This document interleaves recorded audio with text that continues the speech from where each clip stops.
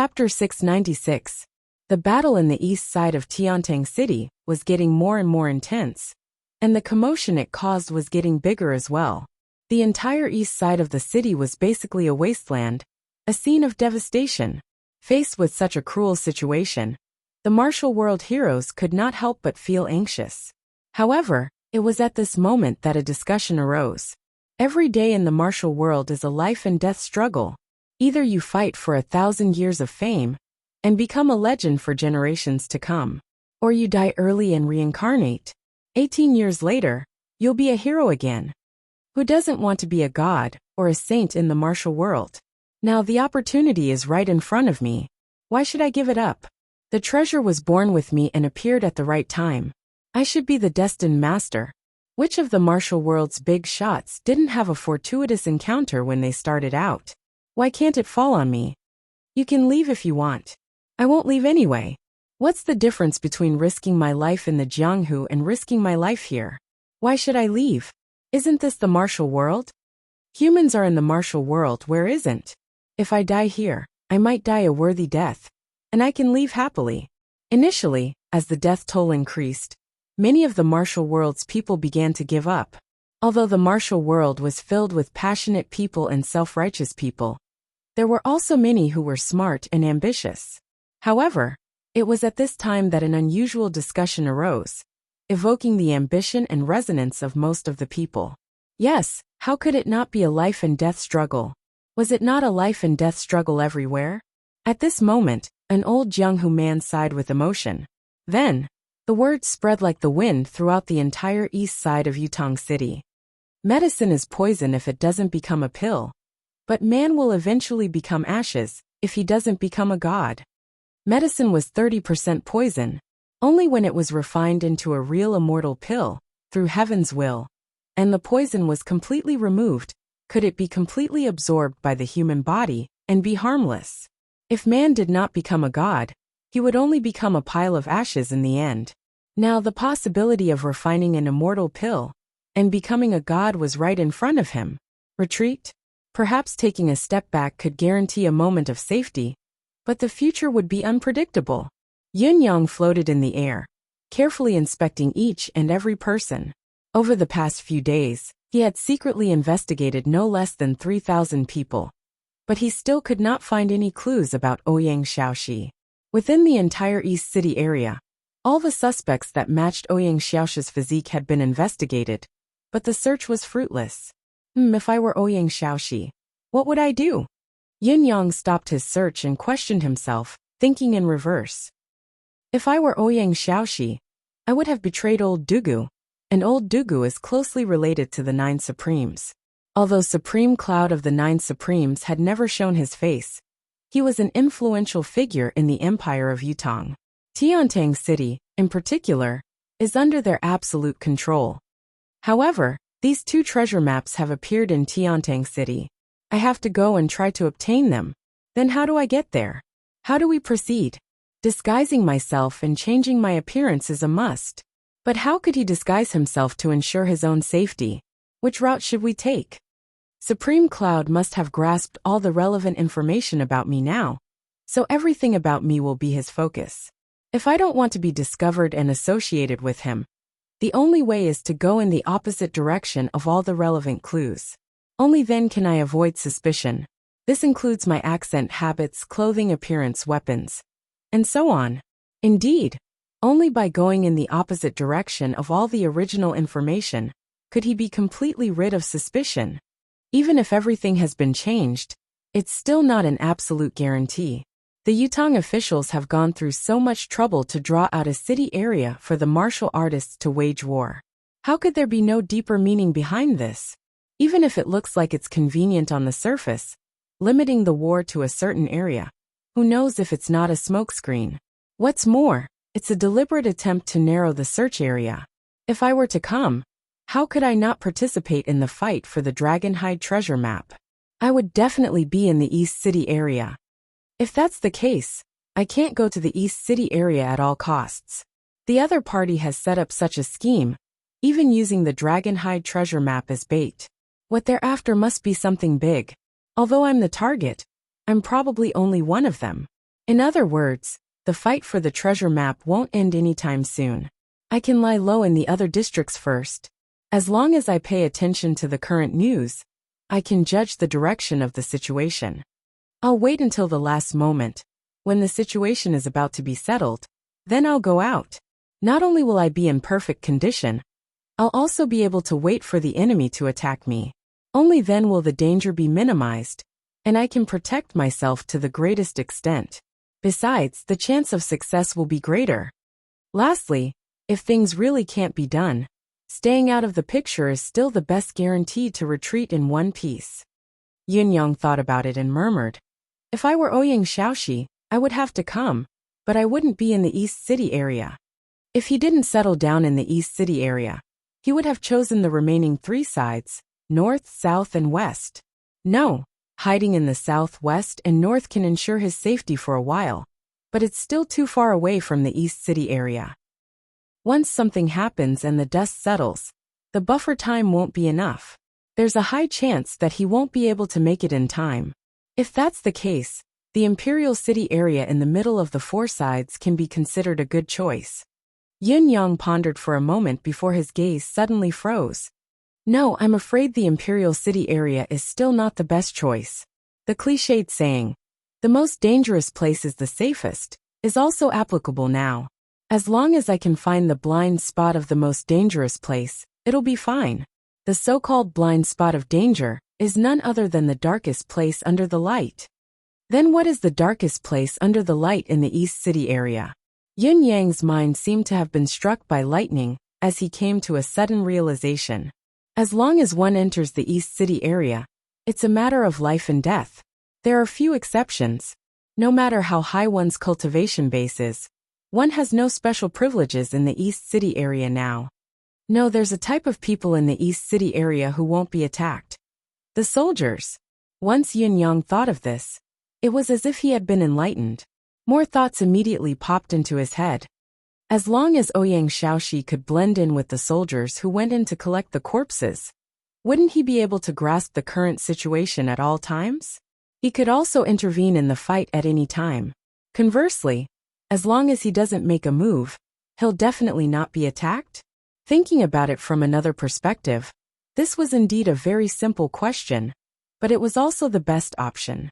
However, to arrive at this final conclusion, one would have to go one big round before one could think of it. This was a blind spot in one's thinking. What followed next was relatively simple. Yun-yang went straight to Taizheng for help. Some things were handled by Taizheng. It was much faster and more convenient than Shui Wuyin. The chapter name is messed up.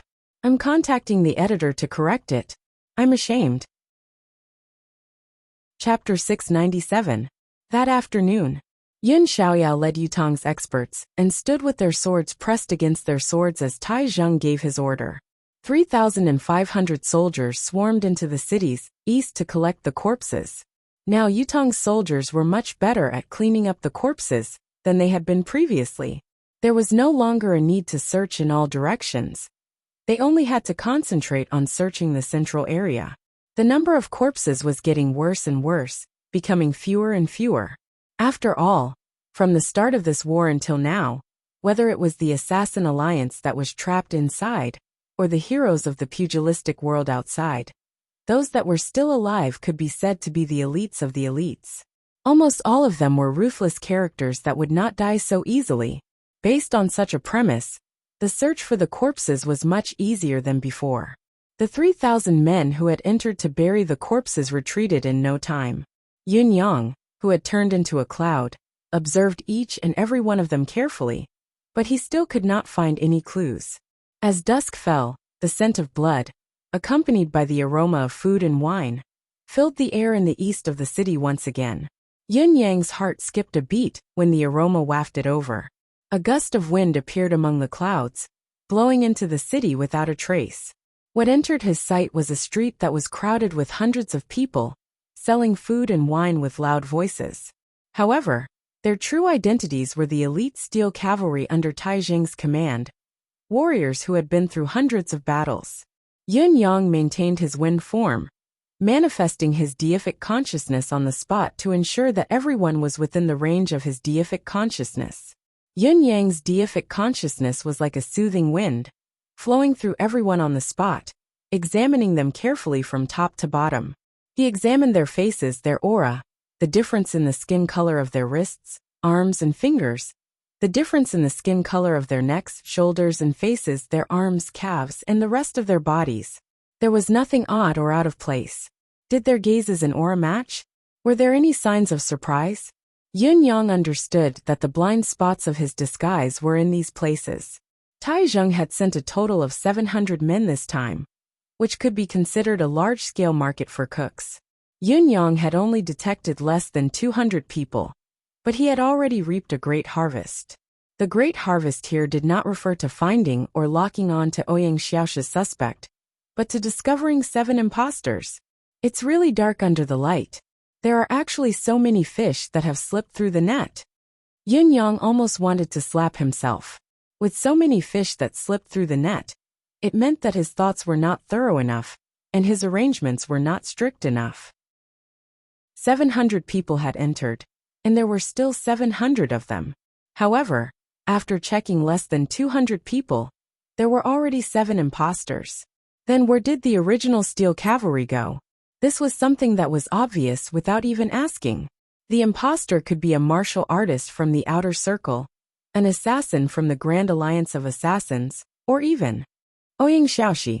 If Yun Yang had not left a secret mark on the 2 Dragonhide treasure maps with the endless divine art, and confirmed that the 2 maps were still within the assassin's encirclement, Hong Zhan and Hen Bieli might have been among these imposters. If he hadn't had a flash of inspiration today, he might have made an even bigger mistake. Thinking of this, Yun Yang became even more attentive as he continued to probe forward, combing through the 700 people present. Finally, he realized that there were 35 outsiders mixed in with the rest of them. Yun Yang sucked in a deep breath. Now, he could only hope that Ouyang Xiaoxi was among these 35 people. This was because it was no longer just Ouyang Xiaoxi's problem. These 35 imposters must all die. At the entrance of the main street, 2 soldiers dressed in military uniforms, helmets and armors.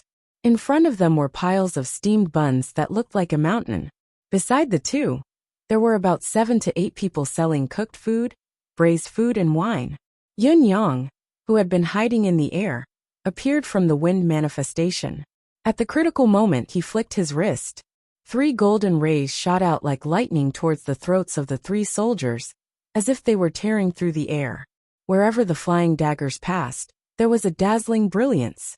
The golden blades pierced through the air, even leaving faint traces of green smoke due to the high-speed friction. It was easy to imagine that the speed of these 3 flying daggers had reached a level that was unimaginable to ordinary people.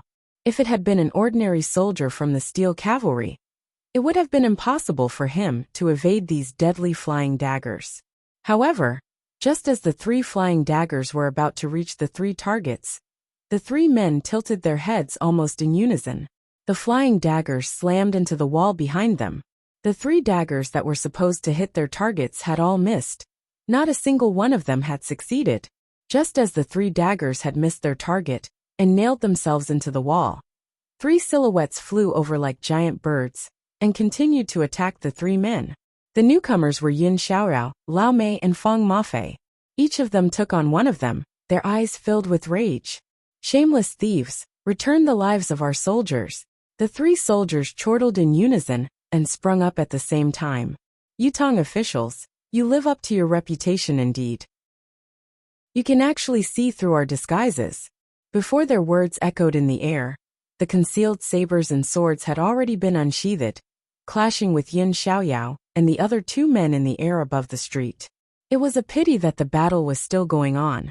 One of them had just parried Feng Mafei's sword and was about to retaliate when he suddenly felt his feet being entangled by something. When he lowered his head to check, there was nothing there. Then his body fell as if he could no longer bear the burden. Was there someone pulling him from below? But there was nothing there at all. The man was horrified, but he had no way to react. He screamed in extreme panic. As Feng Mafei swung his sword, a head flew into the air with a loud thud, The corpse was split into two dead. On the other side, Yin Xiaoyao, who was the strongest among them, had used his ultimate technique right from the start, slicing his target into pieces without any resistance. As for Lao Mei, his cultivation base was the lowest among them, but he was still slightly higher than his target. He immediately gained the upper hand in the battle. It was only a matter of time before he took down his opponent. However, this problem of time did not hold water, because an invisible and shadowless power strangely appeared and forcefully wrapped around the neck of Lao Mei's opponent. That person's eyeballs bulged out as he was restrained and froze on the spot. Lao Mei did not hesitate as he swung his saber, and the man was immediately cut into two at the waist, sending his soul to the underworld. The three targets had perished in the blink of an eye, but the surroundings were filled with bewildered gazes. The targets had probably been dealt with too quickly, that no one could understand why Yutong officials would actually lay such a cruel hand on their own people. A few steel cavalry officers took a step forward with rage written all over their faces and asked, "Why? Why is King Xiaoyao so mercilessly trying to kill him without any reason?" However, as Yin Xiaoyao, Lao Mei, and Feng Mafei cleaned up the corpses and removed their disguises to reveal their true faces, all the steel cavalry officers who were present looked at each other for a moment before they shuddered in unison. No one knew these three men. In fact, just the fact that these three men had attacked Yin Xiaoyao and his team first, as well as the many disguises they had put on, had already explained too much. It was not that the steel cavalry had not seen them, it was just that they had not thought about it at first, and did not want to believe it. Chapter 698. The expression of the steel cavalry officer who had asked the question changed as he stammered. "Then my three brothers." Yin Xiaoyao heaved a long sigh. Although he did not say a word, everyone understood what he meant. Many of the cavalrymen fell silent, tears welling up in their eyes. Men did not shed tears easily, but the camaraderie they had accumulated on the battlefield could always trigger hot tears in a man. The steel cavalry officer choked out. "Then my three brothers. Do we still have?" "Yes," Yin Xiaoyao answered painfully. "Who is it?" the officer asked angrily. "Who else?" His gaze, as sharp as a blade, swept across the faces of the people around him. Yin Xiaoyao sighed and took 2 steps forward to stand in front of the officer, saying softly, "It's..." Before he could finish, Yin Xiaoyao suddenly reached out and grabbed the officer's neck. His other hand struck down like lightning as he bellowed, "It's you!" With a loud thud. The officer obviously did not expect that he would be recognized despite his good disguise, his perfect emotions, and his good sense of self-importance. He was caught off guard, and his shoulder was completely crushed by Yin Xiaoyao's strike. Even his chest caved in. His eyes widened as he stared at Yin Xiaoyao in disbelief, struggling to speak. "You! How did you?"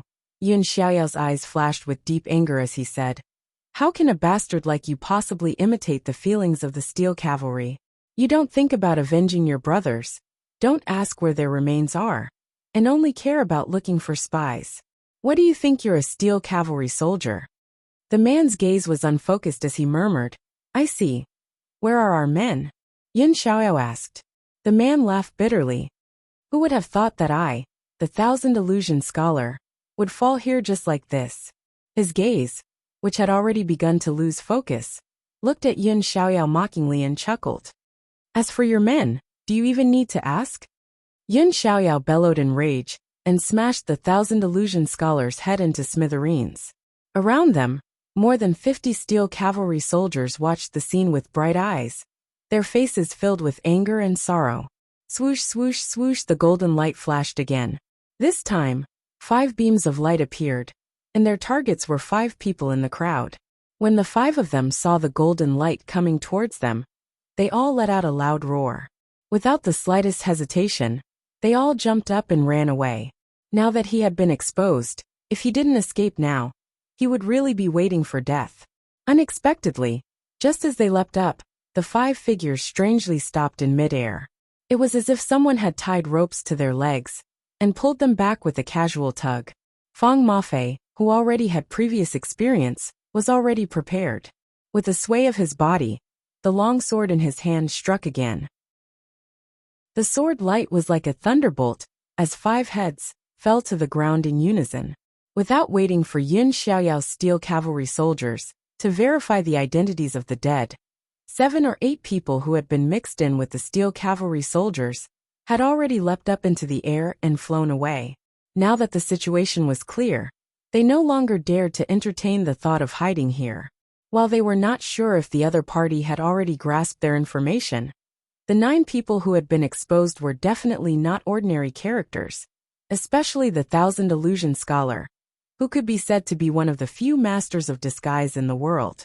His method of disguise could be said to be flawless and flawless. At the very least, he could not see through it, yet he had still been captured and killed. If even such a person could not be dealt with, it would be no different from seeking death if they remained here. As they moved, the remaining impostors, who were still a distance away, followed suit. Then another 12 people fled in all directions. Yin Xiaoyao was in no hurry to stop the escapees. Instead, he let out a long howl that shook the entire area. Amidst the howl, countless silhouettes appeared from all directions, intercepting the escapees in the air and attacking them. The people that appeared to obstruct them wore the same attire, and all of them wore a pair of savage and terrifying bronze masks, causing them to be extremely ghastly and terrifying. Similarly, their skills were also terrifying.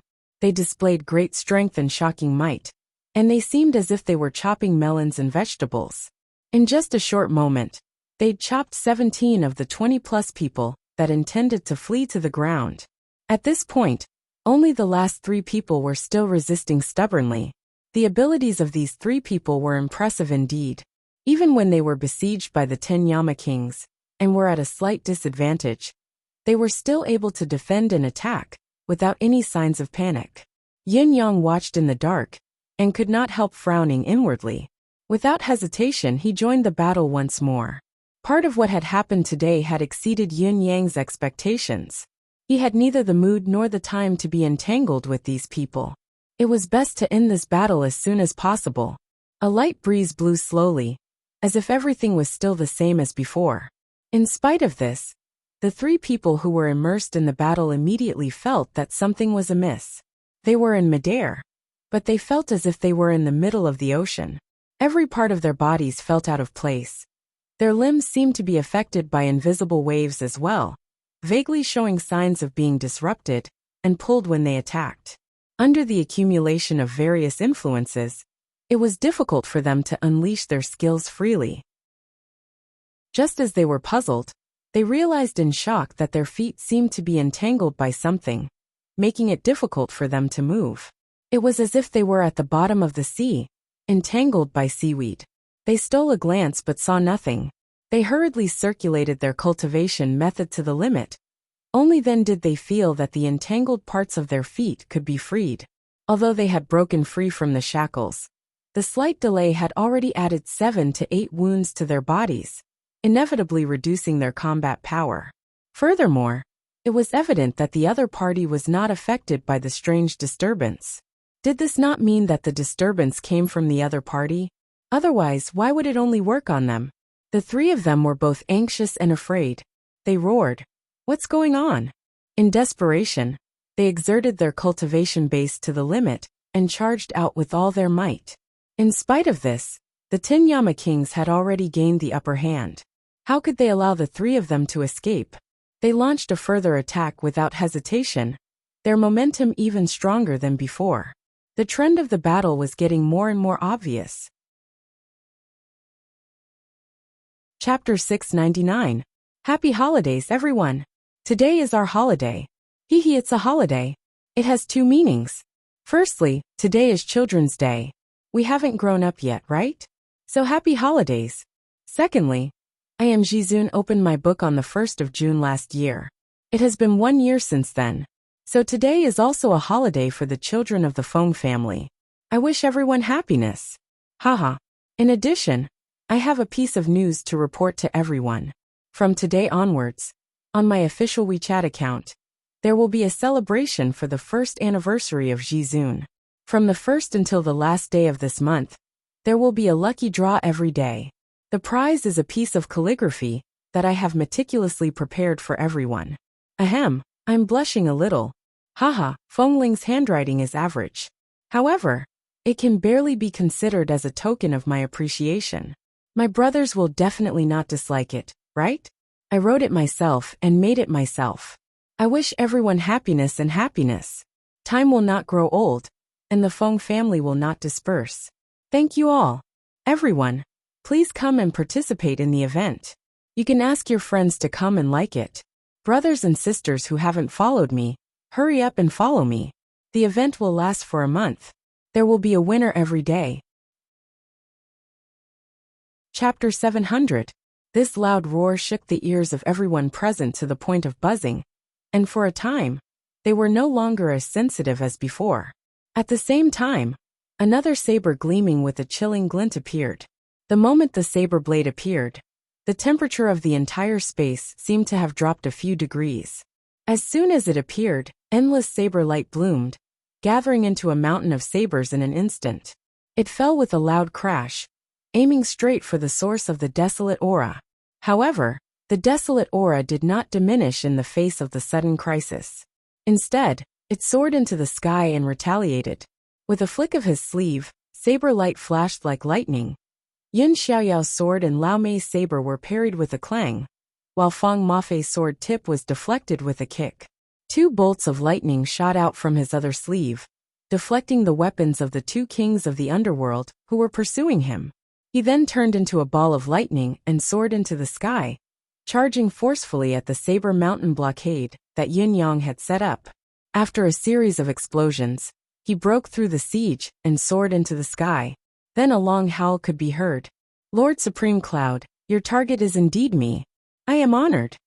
The other party had broken through the siege, displaying an astonishing ability and the ability to control Qi and walk through the void.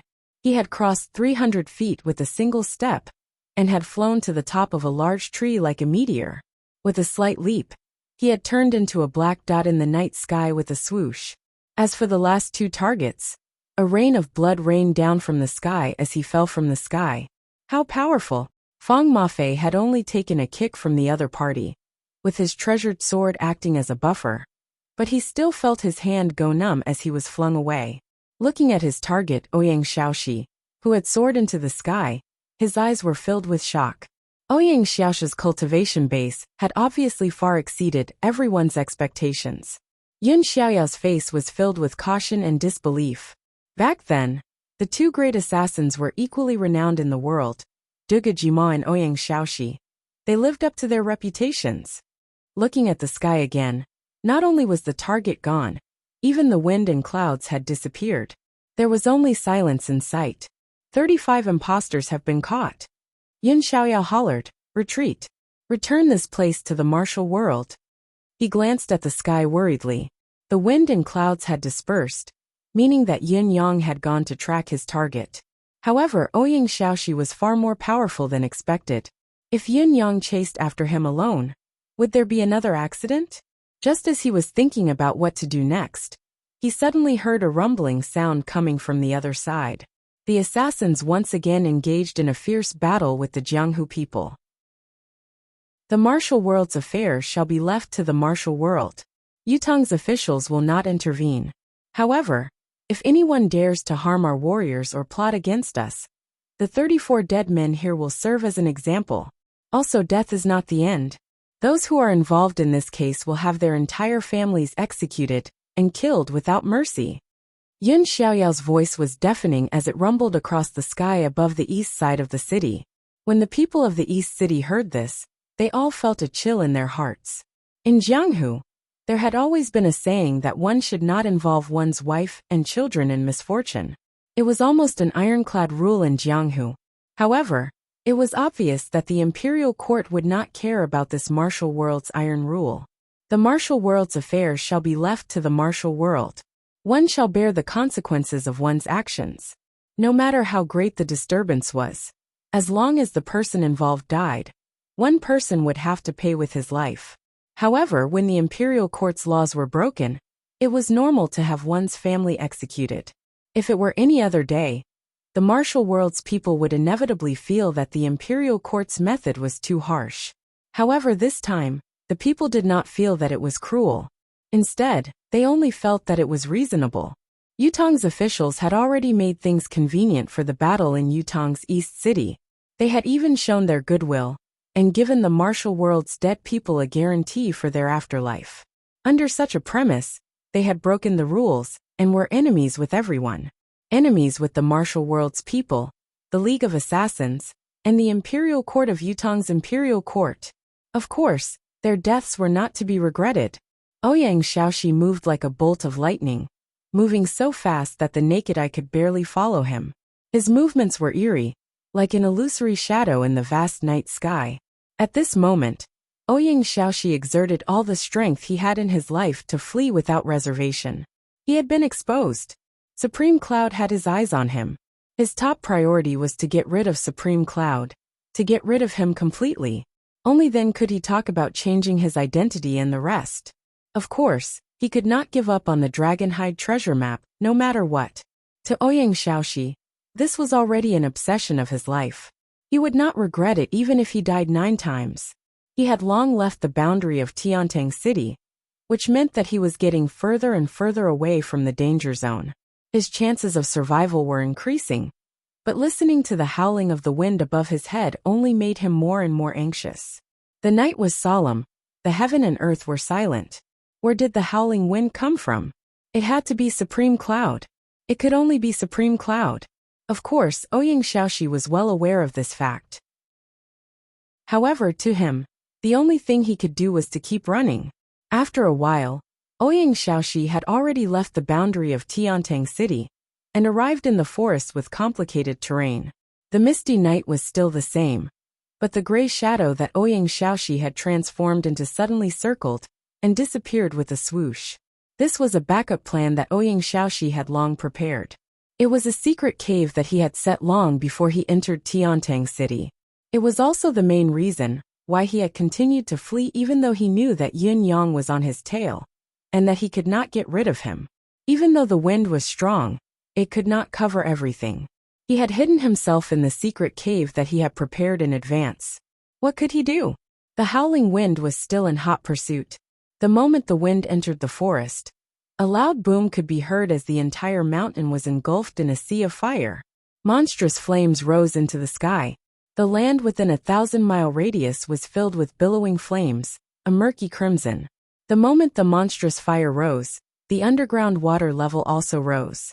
All the hidden caves and underground caves in the forest were no exception, and there were no omissions either. The ground and water were filled to the brim. With a strange cry, a silhouette rushed out of the fire in a disheveled state. It was Ouyang Xiaoxi. The terrain of this forest was unusually complicated, and there were countless natural ravines and caves. Otherwise, Ouyang Xiaoxi would not have chosen this route of retreat before he entered Tiantang City. In his estimation, as long as he could successfully escape into the predetermined hidden cave, he could rely on the few extraordinarily hidden and interconnected caves, as well as the dry rations and bedding that he had prepared beforehand. Even if Supreme Cloud were to discover him, he would still have a great chance of survival and room to maneuver. What he did not expect was that although he had managed to escape back to the forest where he had come from, Supreme Cloud had a way to deal with him as well. There was no need to waste time and effort to play hide and seek. He could directly set fire to the mountain. And not only that, he could also flood the land at the same time. The combination of water and fire intertwined. If he did not come out in time, he would be boiled human flesh even if he did not turn into charcoal. He had no choice but to come out and face Yin Yang. Chapter 701. Right at the instant he reappeared on the ground, thunder suddenly rumbled in the sky, and then bolts of lightning directly illuminated the entire world. Boom, boom, boom.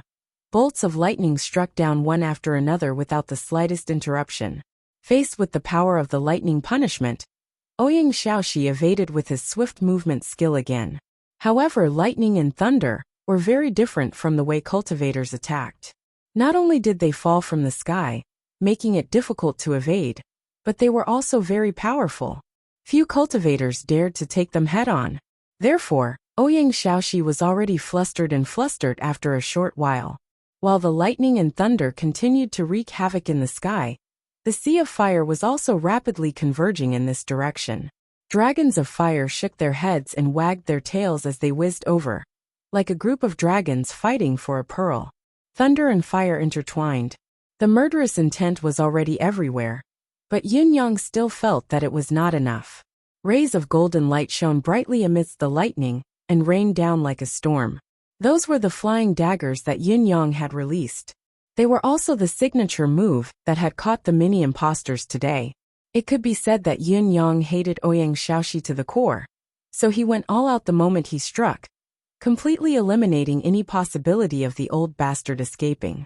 The best way to avoid unnecessary trouble was to strike with all his might and not give the other party any leeway. Yun-yang knew Ouyang Xiaoxi's ability better than anyone else. It would be strange if Ouyang Xiaoxi did not have such a terrifying force.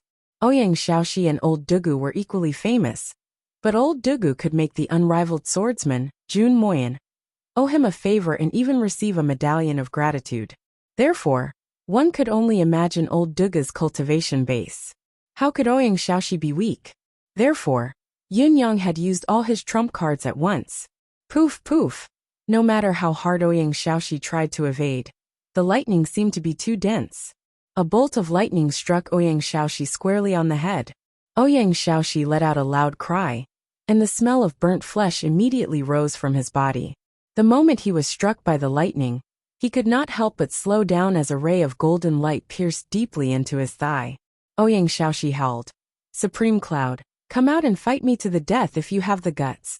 Unfortunately, his challenge did not receive any response. The only response he got was that the lightning in the sky became denser, and the fire dragons became thicker. Yun-yang knew very well that with the domineering combat power that Ouyang Xiaoxi had displayed previously, it was impossible for him to stop at this level. It was impossible for the other party to not be able to evade his attacks.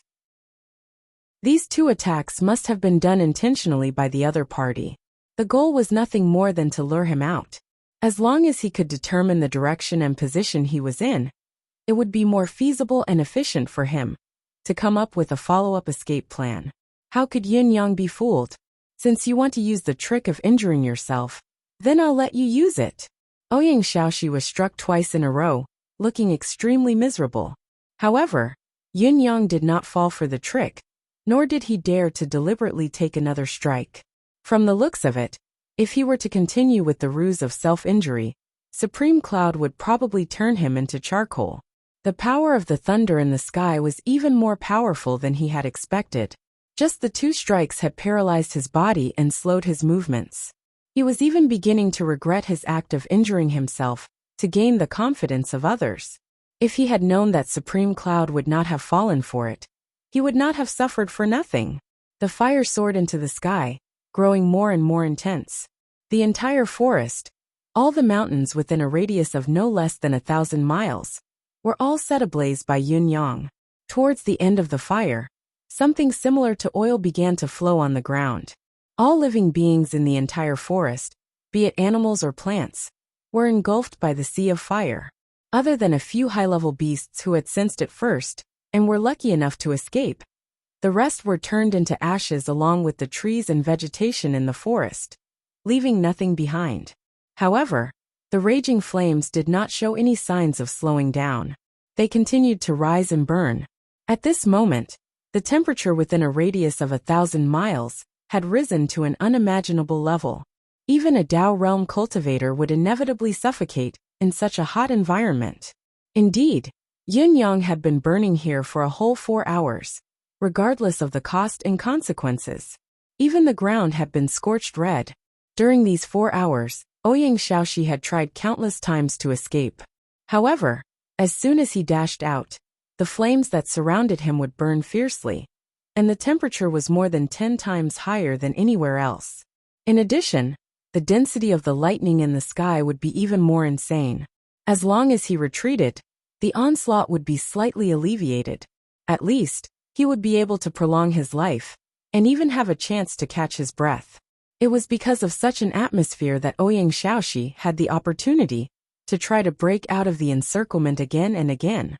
Unfortunately, The result of each attempt was to return to the initial situation. Ouyang Xiaoxi understood very well that in the face of such a fiery and lightning-fast attack, even if he had to pay a huge price to break out, he would still have to face the final obstacle of Supreme Cloud himself. When that time came, he would be at the mercy of the opponent. As for himself, he retreated again and again. Although it seemed like a futile struggle, and he was being toyed with, he would always have a chance to catch his breath. He could wait for the next opportunity, always retaining the last bit of strength for a desperate struggle. If this continued, it might not be advantageous for him, but for Supreme Cloud. Could he really maintain this state of controlling such a heaven and earth phenomenon? How much energy was required to control such a heaven and earth power? Was he not playing with fire by doing so? As long as he could hold on until Supreme Cloud's basic chi ran out, that would be the moment of his turning point. Therefore, Ouyang Xiaoxi kept repeating this cat-and-mouse game despite knowing that Yin Yang was toying with him. Slowly, however, he realized that he was wrong. It was no longer important that he could hold on until Supreme Cloud's basic chi ran out, because there were other ways to play this game, ways that were more advanced and exciting. As the burning continued, it became more and more thorough, and the heat also increased. The whole mountain had gradually transformed into a furnace. Every inch of the ground under his feet gradually turned dark red, like a part of the furnace. His throat seemed to be stuffed with burning coals. Every time he took a breath, it felt like his throat was being stabbed several times, and he was constantly being tortured. The longer he stayed, the more uncomfortable and unbearable it became. When he felt dizzy and almost could not hold on any longer, he was shocked to find that more than 70% of the cultivation base that he thought he had kept in reserve had been expended. No, he had to escape at once.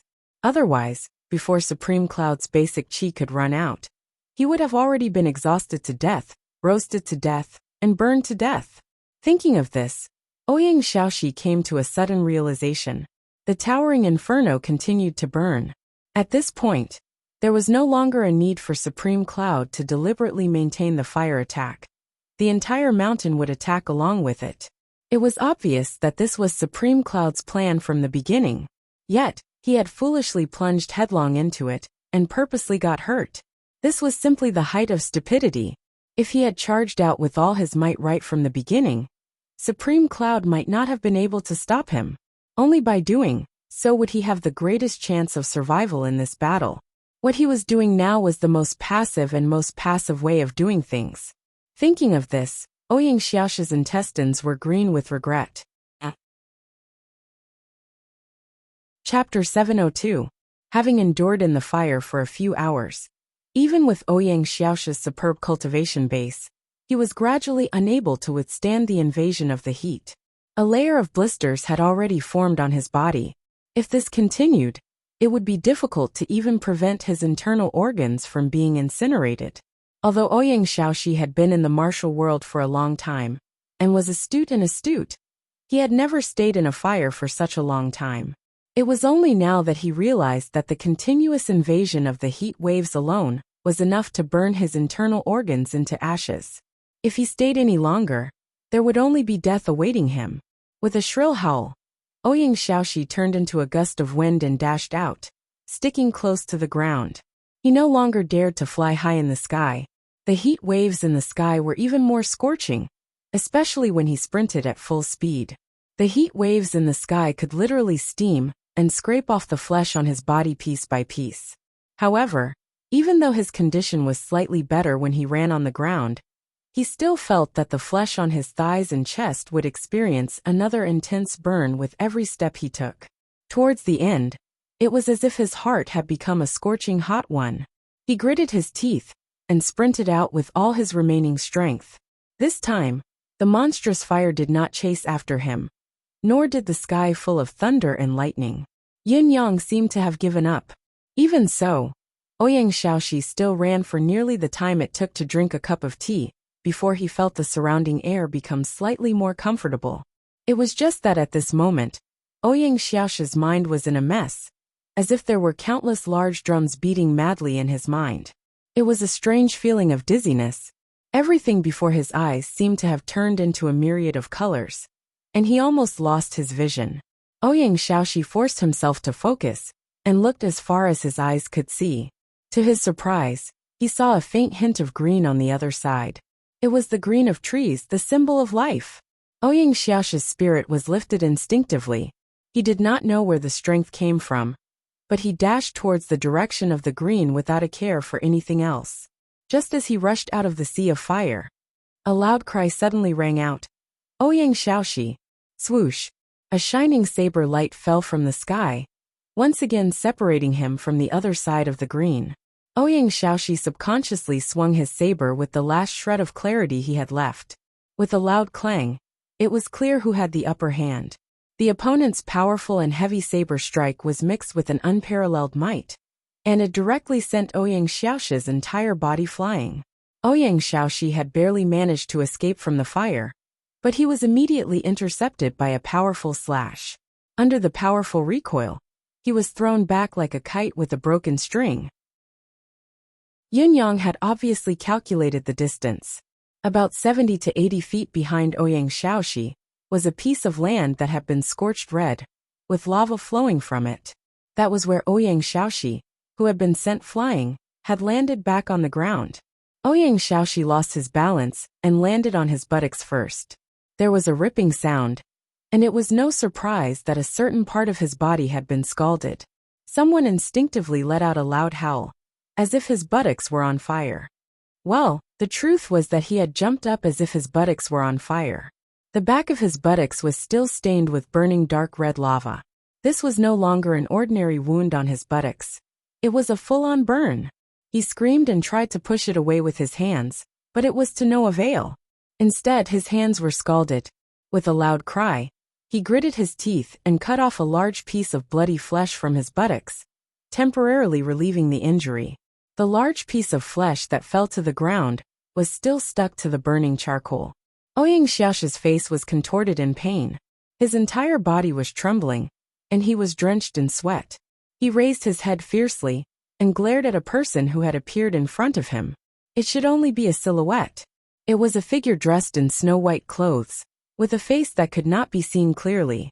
Ouyang Xiaoxi was in so much pain that his vision was blurred. He said fiercely, "Supreme Cloud." Yin Yang snorted and said faintly, "Ouyang Xiaoxi, I've finally caught you." Ouyang Xiaoxi sneered. "Caught? You might not be able to." Yin Yang chuckled.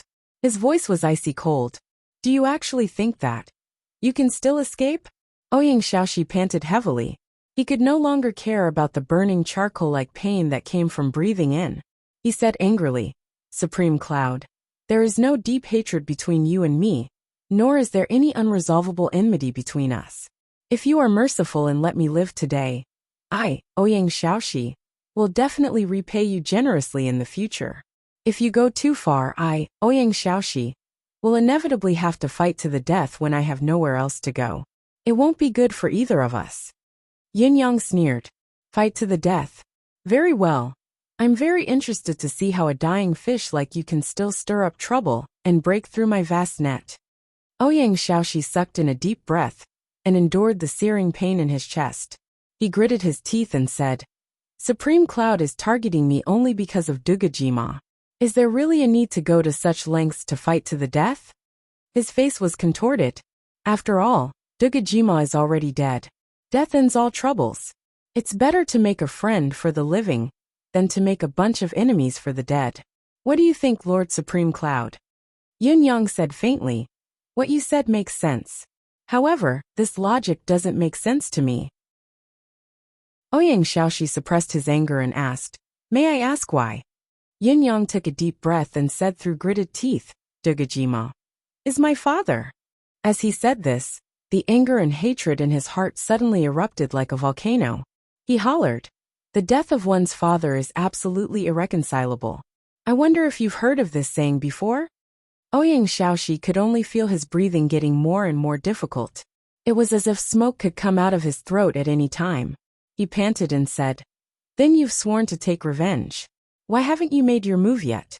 Why are you spouting so much nonsense?" Yin Yang snorted and said, "If my purpose was only to kill you, How could I have allowed you to live until now? Haha. Don't tell me you don't feel even more uncomfortable now? Haven't you felt that your physical strength has declined again during this period of time? In other words, you should be feeling dizzy and weak right now, right? Ouyang Xiaoxi cried out and took 2 steps forward, his eyes glaring at Yun Yang. You've poisoned me? Yun Yang sneered. Poisoned? Do I need to poison you? Don't you know what is called fire poison? Does it feel good to have the fire poison attack your heart? Ouyang Xiaoxi gritted his teeth and charged towards Yun Yang abruptly. He raised both his hands at the same time, and 2 sharp blades that glimmered with a chilling glint shot out in a crisscross manner, pointing straight at Yun Yang. The ultimate skill that made him famous was the hidden blade in the sleeve. It was unexpected and unpredictable. However, the clothes on his body had been burnt to a crisp. How could there be any sleeves left? The 2 blades were already exposed, so there was no longer any element of surprise. Chapter 703. Yun Yang did not evade. With a loud cry, he slashed his saber at the heaven's gate again. There was nothing fancy about it. It was a simple straight slash. Then with a loud clang, Ouyang Xiaoxi tumbled into the sea of fire once more. Ouyang Xiaoxi's actual cultivation base was far above Yun Yang's, having reached the intermediate level of the Tao realm. However, due to the continuous exhaustion, and the fact that he had stayed in the fire for nearly 6 hours, he was already at the end of his rope. As the saying went, an arrow at the end of its flight cannot wear a pickaxe. Facing Yun Yang, who had Emmy's cheats and the endless divine art to support him, how could Ouyang Xiaoxi still be Yun Yang's opponent? Not to mention the fact that there were hundreds of burns all over his body. Bright blisters covered his entire body. At first glance, he looked like a bunch of grapes in the shape of a human. The recoil from Yun Yang's 2 saber strikes had caused a dozen blisters to burst on his body. The blisters were dripping and his flesh and skin were dangling from his body. The pain was excruciating, piercing deep into his lungs and bone marrow. Now that he was sent flying by Yun Yang's saber again, he almost fell into the pile of charcoal again. With a shudder, he became much more clear-headed and sprung up once more, charging forward with all his might. He was well aware that his previous judgment was greatly biased. He did not know how Supreme Cloud had done it, but the various anomalies he had conjured earlier did not consume too much of Supreme Cloud's energy. At the very least, he was no match for Fangjing now. Moreover, Supreme Cloud had repelled him time and time again, but he did not kill him. He was still toying with him. He had to find a way to leave this area. Otherwise, he would inevitably fall into the burning charcoal again and again under the other party's continuous attacks. If that was the case, he would only be burned alive. With this in mind, he dashed out like a mad tiger, madly urging his remaining energy and life force to break out of the encirclement. Although Ouyang Xiaoxi was as ferocious as a frenzied tiger and was willing to risk his life, his injuries were too severe after all, and his actual combat power was extremely limited. Yun Yang could totally stop him and force him back into the pile of charcoal just like before. Unexpectedly, Yun Yang did not try to stop him. Instead, he retreated several thousand feet away from the boundary of the fire.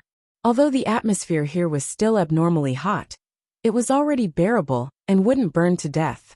Ouyang Xiaoxi had fallen into a state of bewilderment after he had forcefully mustered his remaining strength to rush out of the fire. He had initially thought that his opponent's strategy was clear and was determined to fight him to the bitter end. No matter what, they would not allow him to rush out and leave the fire.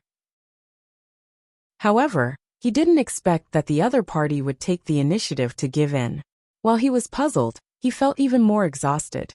That attack just now was supported by what little yuan qi he had left. Without the powerful interception that he had expected, the breath that he had forcefully gathered dissipated on its own. He felt that he could not even stand steadily. His eyes were filled with stars, and he was so tired that he wanted to die. Are you tired? Do you want some water? Yun Yang asked from the other side. You'll give me water? Ouyang Xiaoxi could not help but lick his lips. Would you be so kind? He was already exhausted, but when he heard the word water, he immediately felt as if his internal organs were on fire. Yun Yang nodded.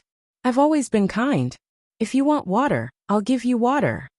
Before his words could echo in the air, a loud rumble rang out. The sky suddenly turned upside down, and a bright white waterfall fell from the sky, pouring down in torrents. Ouyang Xiaoxi was inexplicably ecstatic. He opened his mouth almost instinctively and continued to drink without a care. At this moment, even if the water was poisoned, he would accept it. Yun Yang looked on coldly from the sidelines, allowing Ouyang Xiaoxi to drink to his heart's content. A smile appeared on his blistered face. Supreme Cloud is indeed a gentleman. For this water, even if you and I are enemies of life and death, I, Ouyang Xiaoxi, will still appreciate your kindness. Yin Yang said with a fake smile. Appreciate? There's no need. Besides, I'm not a gentleman. As long as you can accept my kindness. Ouyang Xiaoxi was speechless. He immediately felt that something was wrong, but he could not figure out what was wrong. Right now, he really needed the nourishment of water too much. Once he gulped down the water, not only did the restlessness in his body dissipate, even his basic qi had recovered by half. His current condition was much better than it had been earlier. However, he immediately sensed that something was amiss. He was still wondering why Yin Yang would be so kind as to give him water to drink, and even let him rest, when he was on the opposite side of the conflict. Yin Yang was too kind, too soft-hearted. However, as a strange feeling rose within him, Ouyang Xiaoxi suddenly felt that something was not right. It was a kind of itch that started very slight, but gradually intensified, gradually growing. Gradually, it grew to an unbearable level. An unbearable itch. That feeling was simply too exhilarating. Supreme Cloud, Ouyang Xiaoxi howled. You're despicable. Yin Yang lifted his head, a ruthless smile on his face. With this great sir, who has inflicted a mortal's odium on an old friend of decades. Who dares to call me despicable? Ouyang Xiaoxi screamed continuously, his voice no longer resembling that of a human. His state of mind should not have been so unbearable. Not only was his cultivation base profound, but his physical body had also gone through the baptism of countless years of refinement. Even if it was not indestructible, it was hard to shake. Under normal circumstances, the medicine that Yin Yang had used on him could be said to be inconsequential. He only needed to circulate his cultivation, and it would all be gone. However, it was different now. Not only was Ouyang Xiaoxi's body covered in blisters, his skin was torn and his flesh was unusually tender. In addition, there was also a small part of his body that was damaged internally and filled with pus. The water that had been contaminated with a large amount of itch medicine had really amplified the effect by more than 100 times. Moreover, he had drunk a bellyful of it. At this moment, it was a pincer attack from the inside out, making it even more unbearable. It was as if the itch had spread from the marrow to the outside. Supreme Cloud! Supreme Cloud! Ouyang Xiaoxi screamed. You're so vicious! So vicious! He spread his arms wide. The itch was unbearable, but he dared not scratch it. His body was covered in blisters, and a slight scratch would cause at least a dozen of them to burst. When the pus flowed out, it would only be more unbearable. However, if he did not scratch, he would not be able to withstand it. He had personally experienced the true meaning of 100 claws scratching one's heart today. This excruciating sensation made Ouyang Xiaoxi thoroughly understand what it meant to be better off dead than alive.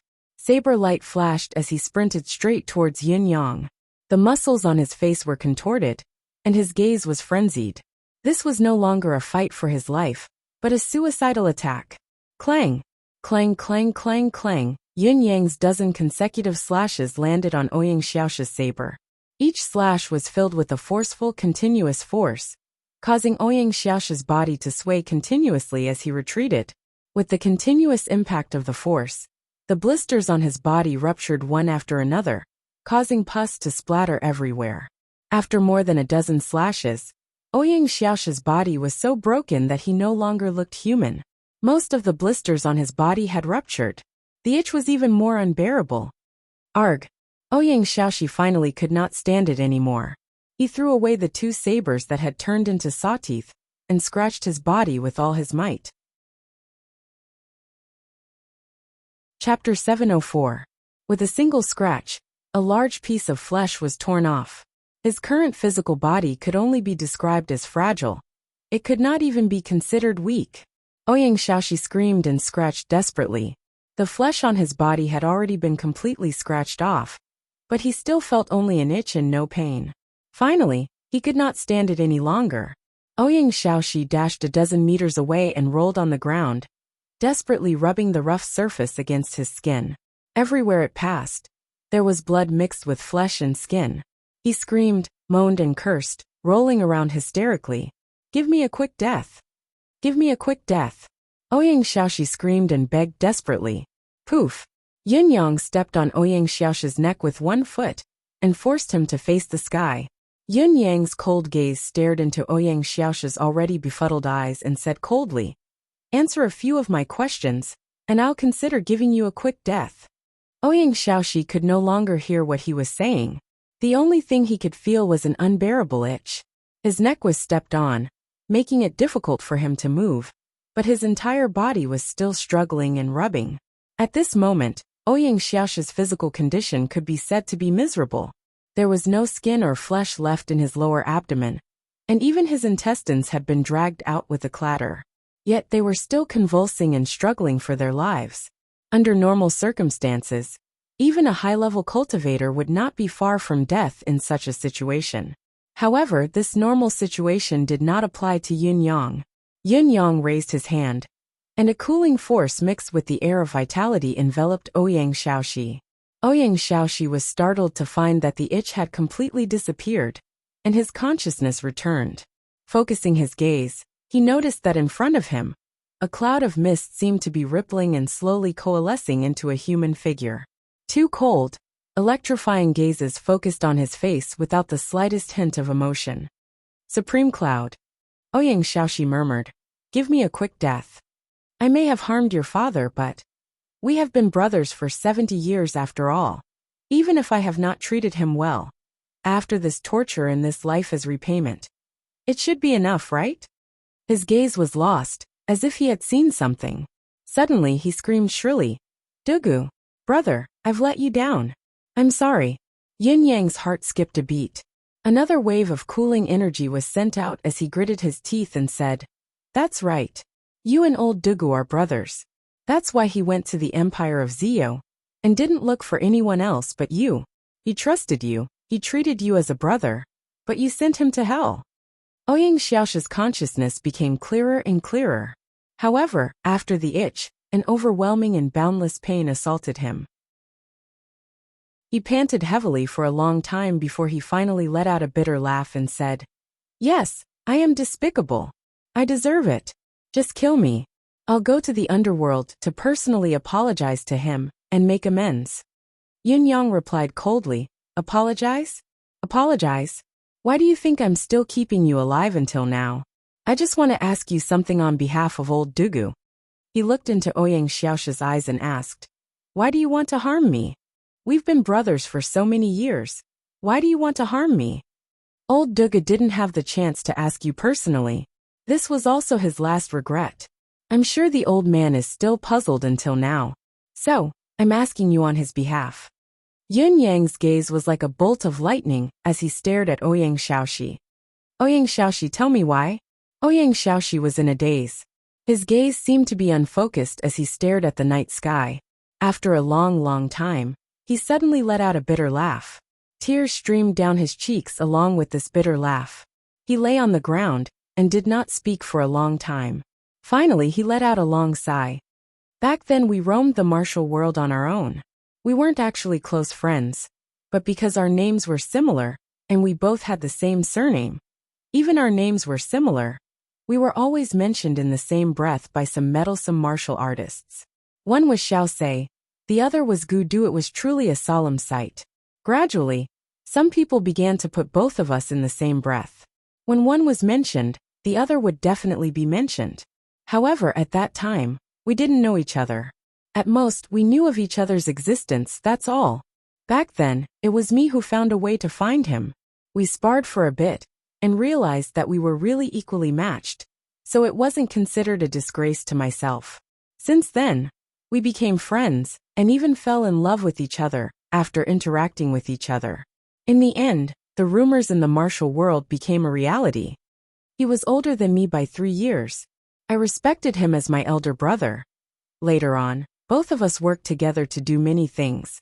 But because of this, we also made many enemies. When we returned from our last work, we found that our families had all been murdered. Not a single one of them was spared. Ouyang Xiaoxi sighed. Naturally, both of us were enraged and filled with hatred. We tried everything we could to find our enemies, and used all kinds of methods and ways to kill them all. But after our revenge, I was left with nothing but silence.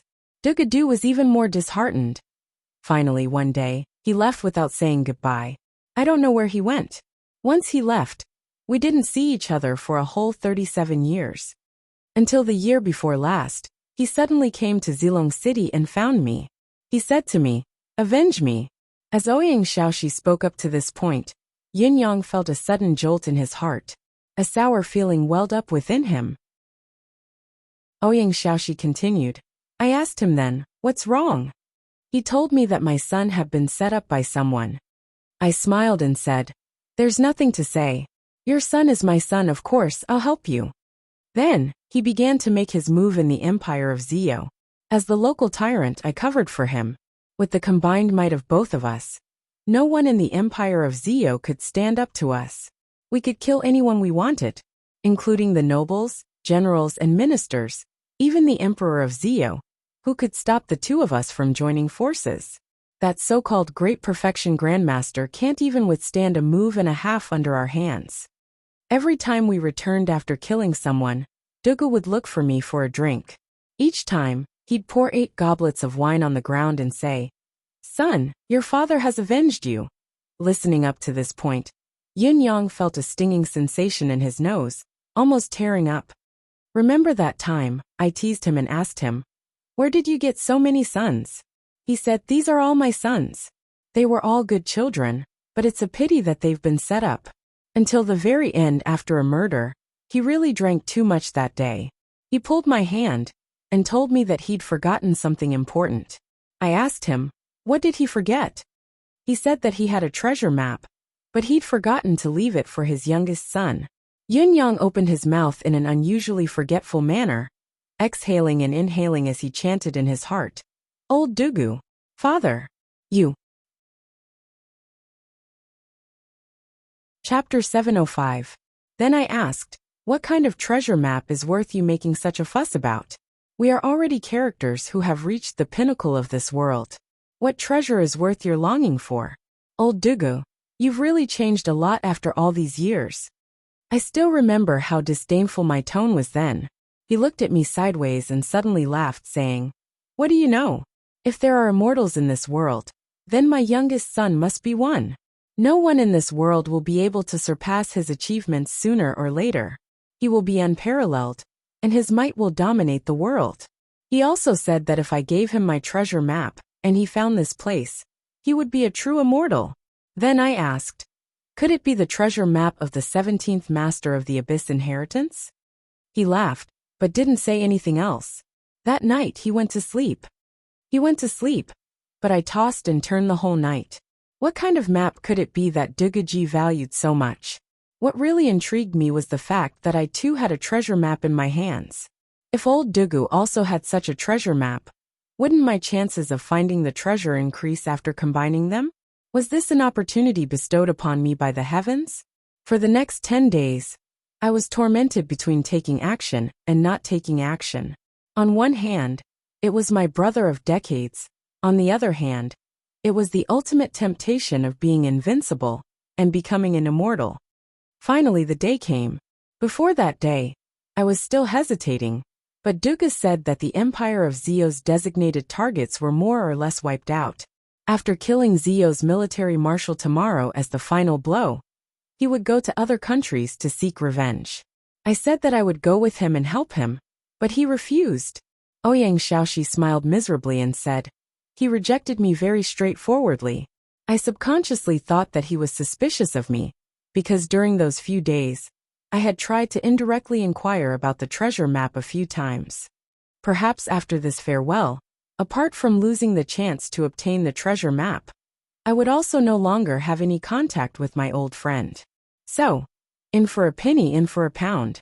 When he was about to go out and kill someone the next evening, I dropped a pack of Immortal's odium on him. He didn't suspect me, or perhaps I should say that he never suspected me. After the meal, he said goodbye to me and left by himself. That was the only time he didn't join forces with me to attack. Then, something happened during that assassination attempt. That treasure map was taken away by me when he was captured. We only met face to face, but in that instant he didn't say a word. He just stared straight at me, straight at me. Ouyang Xiaoxi suddenly choked with sobs. He just looked straight at me. There was no disbelief, no shock, no surprise, no emotion at all. Not even anger. He just stared straight at me. He didn't resist until he was taken away. He just stared in the direction I left. Yin Yang felt his heart twitch violently, and for a moment, his entire body began to tremble. I took the treasure map back as I wished, and spent a few days in a daze in the house that the two of us had stayed in for a long time. I didn't know what I was doing, nor did I know what I was thinking. I didn't feel the joy of obtaining the treasure that I had yearned for even in my dreams. I suddenly realized that he had never doubted me from the beginning, but Ouyang Xiaoxi suddenly cried out loud, "Brother, Dugo, I've let you down. I've let you down. I've let you down." As he screamed, tears streamed down his cheeks, choking him with sobs. My obsession for the sake of a map has caused the death of my only brother in this life. Ouyang Xiaoxi laughed bitterly. Until today, Supreme Cloud. Do you know that I'm now living a life worse than death because of you? But I don't hate you. I really don't hate you. I'm an unjust person who betrayed his brother. He stared into the void and froze for a long time. Suddenly he burst into laughter. With a shake of his hand, the contents of the spatial ring in his hand poured out. From within he took out a parcel. The items inside were 2 pieces of torn fur. These are the 2 maps that I have. The triangular one is mine. The one that looks like a square is Duga's. Take it all. Ouyang Xiaoxi laughed bitterly. Just take it that I'm returning it to his son, all right? Yun Yang looked at the 2 pieces of the treasure map, his gaze as cold as ever. He had no intention of picking them up. Ouyang Xiaoxi's gaze had already begun to slacken. He panted heavily, inhaling deeply. Suddenly he roared hysterically, "Supreme Cloud, take out your saber." Yun Yang turned to look at him. Ouyang Xiaoxi cried out tragically, "Take out your saber! Take out your saber! Take out your saber!" Yun Yang gritted his teeth and took a deep breath. With a twist of his wrist, the divine edge suddenly appeared in his hand. It gleamed coldly as he murmured, "If so, I'll fulfill your wish." Ouyang Xiaoxi roared into the sky, "Dugu, do you see this? Your son has avenged you. Ha ha ha ha." Amidst his maniacal laughter, he mustered the last of his remaining strength and abruptly tilted his body, slamming his neck against the edge of the saber. With a plop, a bony head flew into the air. In the air, the laughter still reverberated freely, filled with a sense of relief. Ouyang Xiaoxi's decapitated body slowly slumped to the ground. Phew! Yin Yang exhaled a long breath and murmured, "Father, I've helped you ask. I wonder if you're satisfied with this result? No matter what, Ouyang Xiaoxi has already gone down. If you're not satisfied, you can settle the score with him. I didn't destroy his soul and consign him to eternal damnation. I left his consciousness and soul to find you. I don't know if you saw it, if you heard it, but I still feel that there's a chance for you to meet again, for you to come and erase this regret. In my opinion, he has already paid the price for his mistake in his own way. What's left is for the 2 of you to settle things. I shouldn't interfere anymore." Yin Yang murmured, "Father, are you satisfied with the way I've handled things?" He closed his eyes and did not open them for a long time. 2 drops of tears slowly trickled down his cheeks. Yun Yang seemed to see old Duga's silhouette slowly appear amidst the illusory void, looking at him with a benevolent expression as usual, nodding with a smile. It was as if he was saying, "Child, I'll be satisfied no matter what you do." Yun Yang exhaled with his mouth open, feeling a surge of emotions that he could not control. Saber severing the secular world. Yun Yang sucked in a long breath. "Father, actually, I really want to keep him. I don't want to kill him with a single slash. This slash will not only sever his worldly affairs. Chapter 706. After a long time, Yun Yang put away the items left behind by Ouyang Xiaoxi, but the two pieces of the treasure map were not placed together. He took old Duga's piece of paper and sniffed it greedily. He said softly, "Father, don't worry. Haven't I already gotten back what belongs to us?" He did not linger any longer. With a long howl, he punched a hole in the ground with his palm and buried Ouyang Xiaoxi's body deep within. Then he waved his hands again and again. In an instant, the sky was filled with dark clouds. The dark clouds became thicker and thicker.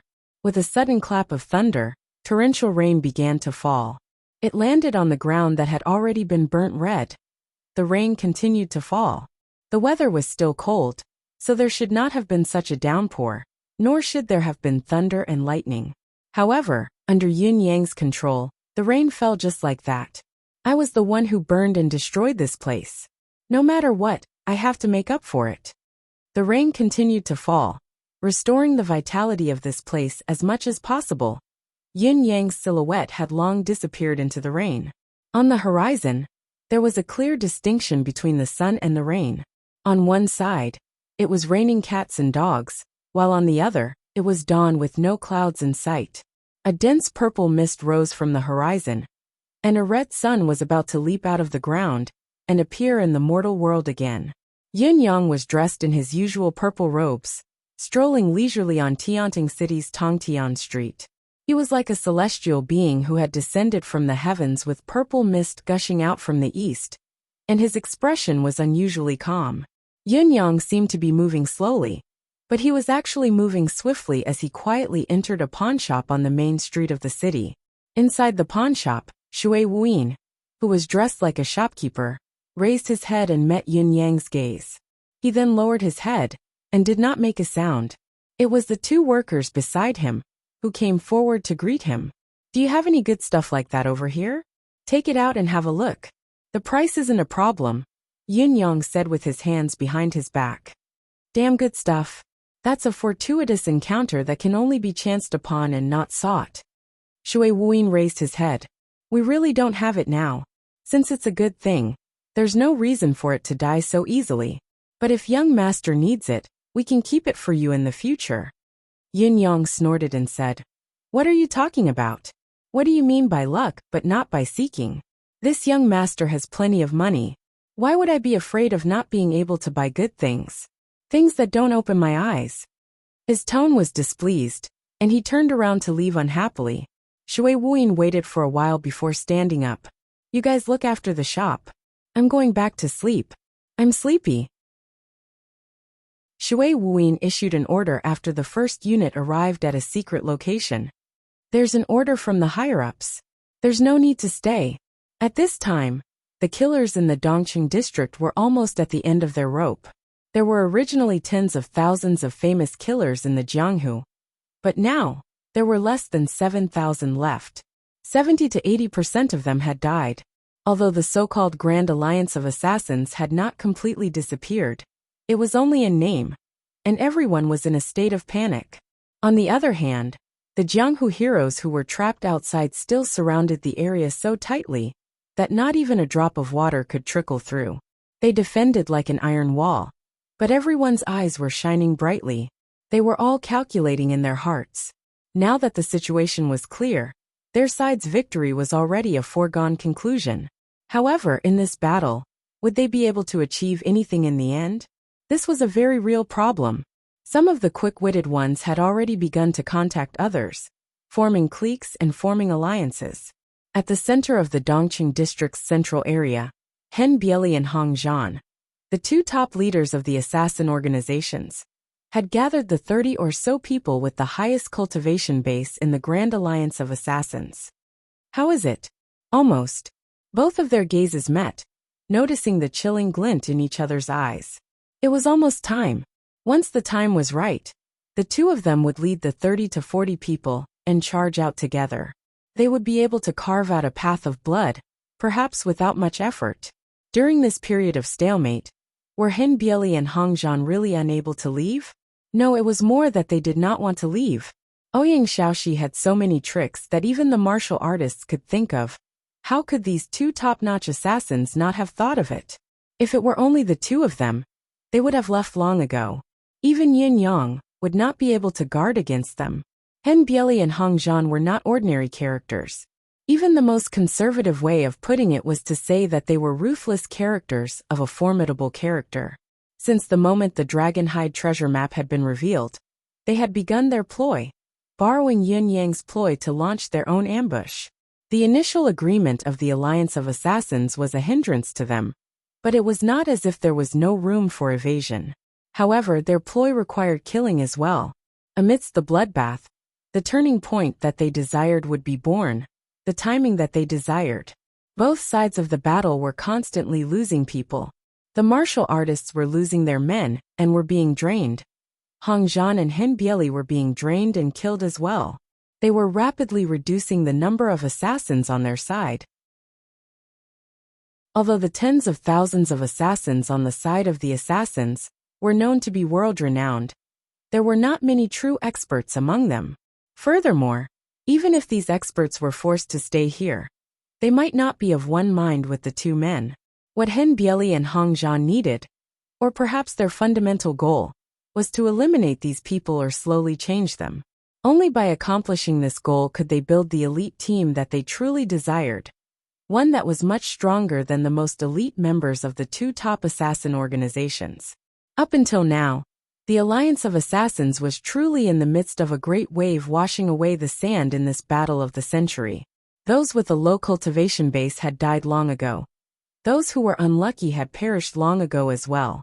Those who could survive in the end not only had a high cultivation base, but they were also blessed with great luck. In the martial world, luck was the most important word. Most of the time, it was even more crucial than a profound cultivation base. Some people could always have a fortuitous encounter, turning misfortune into fortune even when they met with misfortune. However, some people, despite having a profound cultivation base, died the moment they emerged. Needless to say, this was the work of luck. It was inexplicably domineering. Since the beginning of time, only those who possessed such luck could walk to the pinnacle. Ling Xiaozue and Duga Chou were like this, including the two assassin leaders themselves. Those who were lucky had always walked further, and more steadily, than those who were more capable. So what if one had the best potential in the world?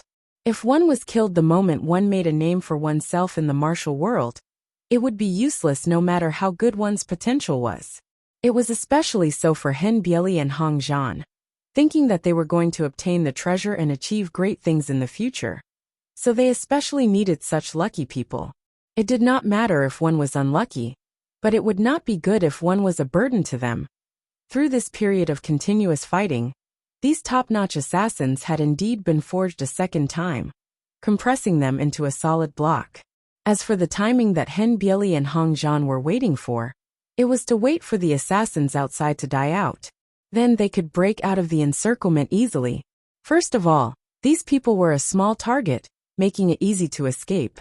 Secondly, they had been fighting as hard as they had promised in the heavenly oath that day.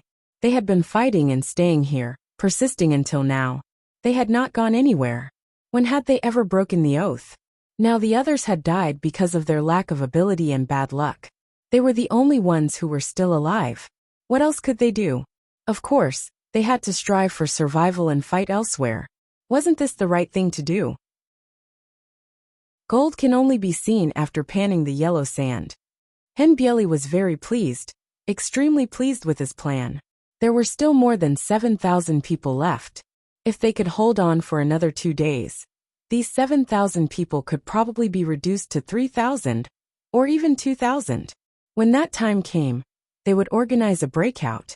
Other than themselves, the rest of the people would basically be wiped out. Then naturally they would leave in a group. The two assassin leaders' calculations could be said to be well planned. The layout within the layout could be said to be exquisite. However, things did not always go according to one's wishes. The sky had just brightened. The first rays of the morning sun had just leaped over the horizon. Rays of sunlight had just sprinkled onto the earth. Suddenly, a loud bang came from outside. Then loud shouts and screams could be heard from the outside, one after another. It's time for the final attack. Those assassins don't have much strength left. Everyone charge in. Charge. I'll go in first. The Dragonhide treasure map is mine. Why should you go in first? I'll go in first. There was another loud bang. From the east, dozens of people had already swarmed in. They pushed their way in, leveling all the buildings in front of them. Everything that obstructed their line of sight was flattened. Faced with the sudden change, the assassins stood up in shock. Disbelief was written all over their faces. It was clearly not the time yet. Judging by the situation these few days, it was normal for there to be another half a month's buffer. Why would they launch the final attack now? Are you guys no longer afraid? What makes you think that you can wipe us out in one fell swoop? Once one side made a move, the other side naturally did not want to be outdone. When someone shouted charge, many of them rushed out without a second thought. Following that, more people rushed in muddle-headed. It had always been human nature to follow the crowd blindly, so there was nothing to be surprised about. Then, those who were more experienced and prudent gradually lost their composure when they heard the sounds of killing getting more and more intense. They rushed in and joined the fray. By the time those with particularly high cultivation base and patience had also rushed in, the situation had become uncontrollable and difficult to stop. It was noisy in all directions as countless people streamed in. They had no choice but to rush in. If I don't go in, how am I going to get the treasure map? Driven by the same thought, the entire east side of the city was plunged into an atmosphere of deafening battle cries. The other three sides of Tiantang City were bathed in sunlight. Only the east side of the city was shrouded in billowing smoke and dust. One could not even see their own fingers. The final battle had begun in advance under the guidance and impetus of some people with ulterior motives. On one side the battle was in full swing, but on the other side it was calm. In a tavern outside the east side of the city, the 10 Yama kings of the Sanluo court were all gathered here, each with a cup of tea in front of them. They looked bored. Silhouettes flashed as Yun Xiaoyao, Fang Mafei, and the rest entered. The brother who won the prize yesterday is heaven and earth. Congratulations. Today's prize was 2 words, very, very large words. Some people said that there was no place in life that was not a martial world. Therefore, the 2 words martial world were specially written. I hope that everyone will pay attention to their own martial world in life, and that they will conquer their own martial world. I am in a bad mood today. Chapter 707. The 10 kings of the Yama underworld seemed to be waiting for something. When they saw Yun Xiaoyao enter, they perked up immediately. Yun Xiaoyao did not beat around the bush, and went straight to the point. There's something that I don't understand. Please dispel my doubts. The 10 kings of the Yama underworld looked at each other and said, Please speak, Your Highness. Come to think of it, what puzzles me the most is, Yun Xiaoyao continued, the few great kings are martial artists as well, and even more so top-notch assassins. Are you not interested in this Dragonhide treasure map that is said to contain the greatest secret of the universe? But it looks like all of you are very calm. You don't even intend to interfere. First Court King Qingguang chuckled bitterly and said, How can we not be interested? It's just that we have the heart, but not the strength. Yun Xiaoyao asked, Where do you begin? Because, even if we get our hands on the treasure map, we can hardly use it. King Chujiang sighed and smiled bitterly as well. King Yun may not know this, but the cultivation method that we cultivate is not mystical qi. No matter how mystical the legacy of the 17th Master of the Abyss is, it's only trash to us. It's useless even if we get it. Emperor Song smiled at Yun Xiaoyao. Not mystical qi. How is that possible? Yun Xiaoyao was stunned. It was the first time he had heard of such a thing. All the cultivators in the Tianxian continent cultivate mystical qi. Are you not using it as the source of your cultivation? What you cultivate is yin qi, which is different from the rest. It has also determined that your cultivation path is destined to be different from ordinary cultivators. Yun Yang explained with a smile as he walked in from outside. Young Master Yun has a keen eye. We are impressed. The 10 kings of the Yama underworld smiled at the same time. Regarding this, even if Yun Xiaoyao had not asked, they would have taken the initiative to explain. This was because it was now the last moment. With their cold eyes, the two dragonhide treasure maps in Henbieli's hands could very well be returned to their rightful owners and returned here. If they did not make things clear now, misunderstandings would inevitably arise. That would be unpleasant.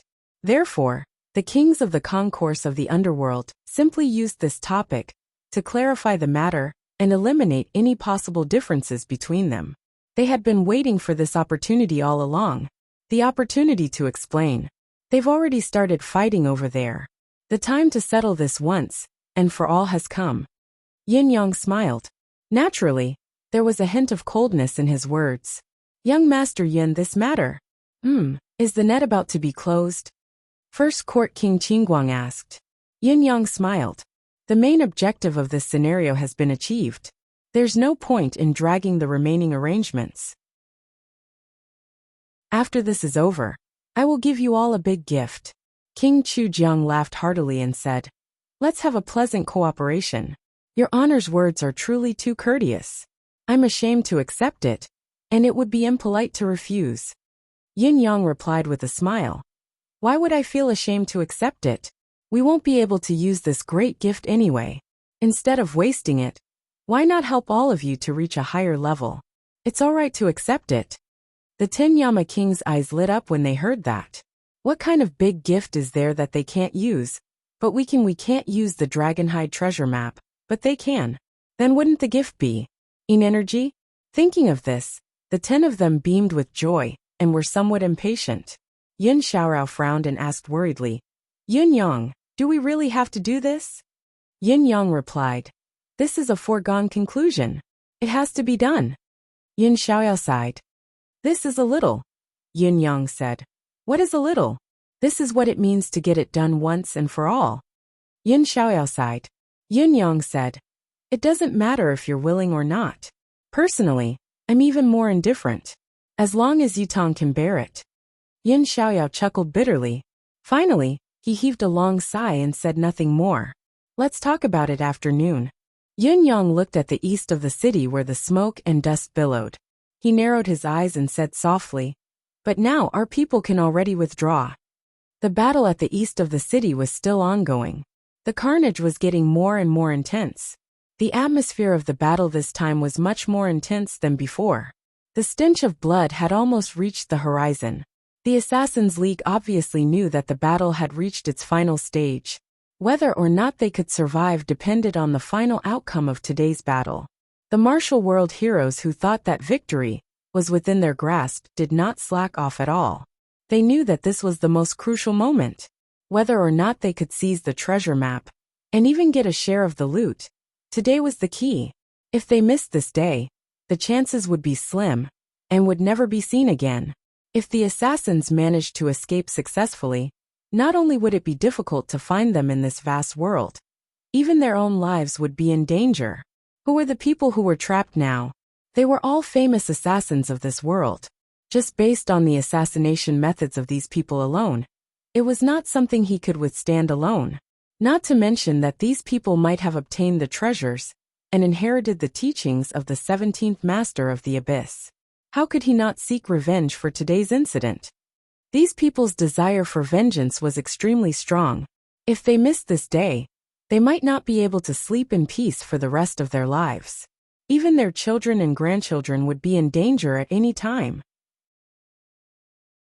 Therefore, no matter what, they had to annihilate all of these assassins here, to prevent any future troubles and solve the problem once and for all. Both sides were resolute in their determination to fight to the death. It was to the extent that no one noticed that among the martial world's troops, there were thousands of people retreating silently, withdrawing from the battle. After that, those who had left the battle would disappear with a turn after leaving the site of the main force, especially after finding something to hide behind. It was as if they had never participated in this battle of the century. It was probably because the battle was too intense and too bleak that no one knew who these people were. Even when some of them had left the battle continued, and so did the killing. How could no one not notice that their side was missing a little in the chaotic battle of tens of thousands of people? At this moment, Everyone was in a frenzy of killing. There was only one thing in their eyes: killing. When they first charged in, most of them were thinking about the Dragonhide treasure map, and how they could escape unscathed after obtaining the map. Now, however, it was purely a battle of life and death. The number of assassins was decreasing rapidly, due to the restriction of the Assassin's League's heavenly oath that day. Even if Henbieli and the others had a plan, it was difficult for them to carry it out. They could not leave the battlefield now and abandon the assassins who had sworn the oath together. What they could do was to preserve their strength as much as possible and charge back and forth on the battlefield. That was all. There was nothing more they could do.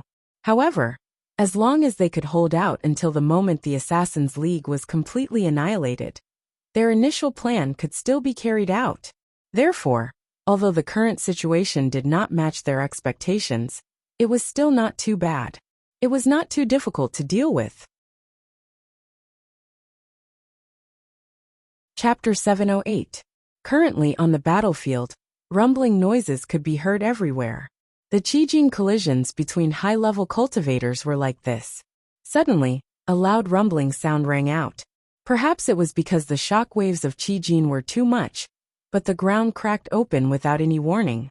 It was at least several hundred feet long, but it was unknown if it was because of the shock waves of Qijin. But the ground cracked open without any warning. The sudden appearance of this crack was too unexpected. It caught everyone off guard, causing at least a few hundred people within the area to feel the air beneath their feet. They fell down just like that. There were still many people who were squeezed in the surrounding area. They staggered and fell down together in confusion, like dumplings being dropped into a pot. In the next moment, no one from either side made a move to rescue them. Instead, countless hidden weapons were thrown down. Although the situation of the battle was clear, and the martial artists had the upper hand, it was always the best strategy to eliminate their opponents as soon as possible. Everyone had to do something like beating a drowning dog. Those who fell down, other than their own people, there were also people from the other side. As the saying goes, it was better to kill the wrong person than to let the wrong person go. As long as one did not fall down, there was no need to worry about the lives of others. Strictly speaking, the people on their own side might become their future competitors. This crack directly became the eruption point that worsened the situation. The bestial nature and deep-rooted bad habits of humans were completely triggered at this moment. As a result, a series of screams and curses came from the other side. But it only lasted for a moment before there were no more sounds. After all, it was countless people who threw their hidden weapons together. How could there be the slightest chance of a fluke? Human life, in such an atmosphere of battle, was really insignificant and worthless. Then another unforeseen event followed.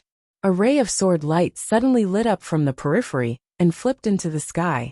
It was like a rolling dragon that spun rapidly in the air. Following a sudden roar, it turned into a multicolored light dragon that was at least 10 feet thick. It shook its head and tail and fiercely swooped down from the sky. Wherever it passed, there was no distinction between friend or foe. Flesh and blood flew everywhere, and the eyes were filled with red. An indiscriminate attack. In the crowd, someone bellowed furiously, "You Jinfei, you've gone mad." The sword light that was like a roller didn't stop in the slightest as it whistled through the crowd. Wherever it passed, at least 100 people were killed by this sword. Because of this dazzling and resplendent sword light had killed 100 people in succession, causing its momentum to accumulate to the extreme. With another loud bang, it forcefully crashed into the group of assassins. Hand over the secret map. An explosive roar came from the vast sword light. Its might was shocking, and it could be said to be the strongest in recent days. Henbieli hollered, "Kill him!" More than 30 Dao Realm assassins attacked at the same time, targeting that dazzling sword light. These people had only prioritized self-preservation, and had never given their all. Now that they had erupted abruptly, and with so many of them bursting out in unison, it was truly a net of light that was like a waterfall. Countless sword lights and fists were like a downpour that drowned the world, destroying the sword light in an instant. As the pinnacle assassins retaliated and attacked in unison, a shrill cry came from the sword light. 2 legs flew off, followed by 2 arms. Finally, a head flew into the sky, its face still filled with indescribable brutality. It was obvious that this person had not expected to be killed in a single exchange of blows. Among the crowd, those who knew this person sighed inwardly. The berserk dragon swordsman, Yu Jianfei, was a renowned top-notch expert in the martial world. His cultivation base had long reached an extremely high realm above Dao realm. As he roamed the martial world, he rarely had a worthy opponent. He had even been ranked 6th on the Tianxian swordsman leaderboard in the past. Yes, the 6th place, which was by Ishua's current ranking, or rather, by Ishua's predecessor. In spite of this, he was ranked based on his actual cultivation base and battle achievements. Compared to a certain someone who managed to survive by sheer luck when he fought Jun Moyan, he was much more deserving of the title. All in all, this fellow was an extremely ruthless character. That was why he had the intention to unleash a powerful skill and leave immediately after snatching the item. This was obvious, anyone could see it. Based on the current battle situation and the intensity of the battle, it wasn't too arrogant of this fellow to stand out here. If the battle participants only displayed this much battle strength, perhaps this mad dragon swordsman Yu Jianfei would really be able to fulfill his wish. The problem, however, was that none of the true experts in this battle had truly exerted their full strength or used a killing technique. Therefore he, the one who had stood out, could only return in defeat. Therefore, the ease with which he had died seemed unexpected, but it was completely within reason. Of course, it was appropriate. This was also luck. Even until this day, Bai Ishua's cultivation base was still difficult to rank among the world's top swordsmen. However, he had been able to escape from the hands of the unrivaled swordsman. This was his luck. On the other hand, the berserk dragon swordsman Yu Jianfei had such a high cultivation base. So what? He had died instantly. In spite of this, the battle did not ease up with Yu Jianfei's death. Instead, it grew more and more extreme. There were more and more experts among the crowd who were unleashing powerful skills. There had never been a lack of hidden talents in the martial world. Now that the battle had come to this point, it was basically at its end. Everyone had no intention of holding back, giving it their all. As a result, the battle became more and more intense. There were at least dozens or hundreds of people collapsing almost every moment. If one had to point out something that was more unexpected, it would probably be that the batches of people who had collapsed were mostly experts with profound cultivation base. Throughout the period of time that the two camps had been fighting, the battle had been intense, but there had been very few top-notch experts who had unleashed all their skills. It was only now that they were at the final juncture. First, there was the abrupt appearance of a crack in the ground, burying a batch of people and drawing the curtains of the extreme battle. Then, there was Yu Jianfei's instant death. It made everyone understand that although the number of people here had decreased, they were all experts that were rarely seen in the martial world, the batch that was more outstanding. It was precisely because everyone understood this that they knew who was the real threat to them. Once the opportunity presented itself, they worked together, intentionally or otherwise, to take down a batch of these people.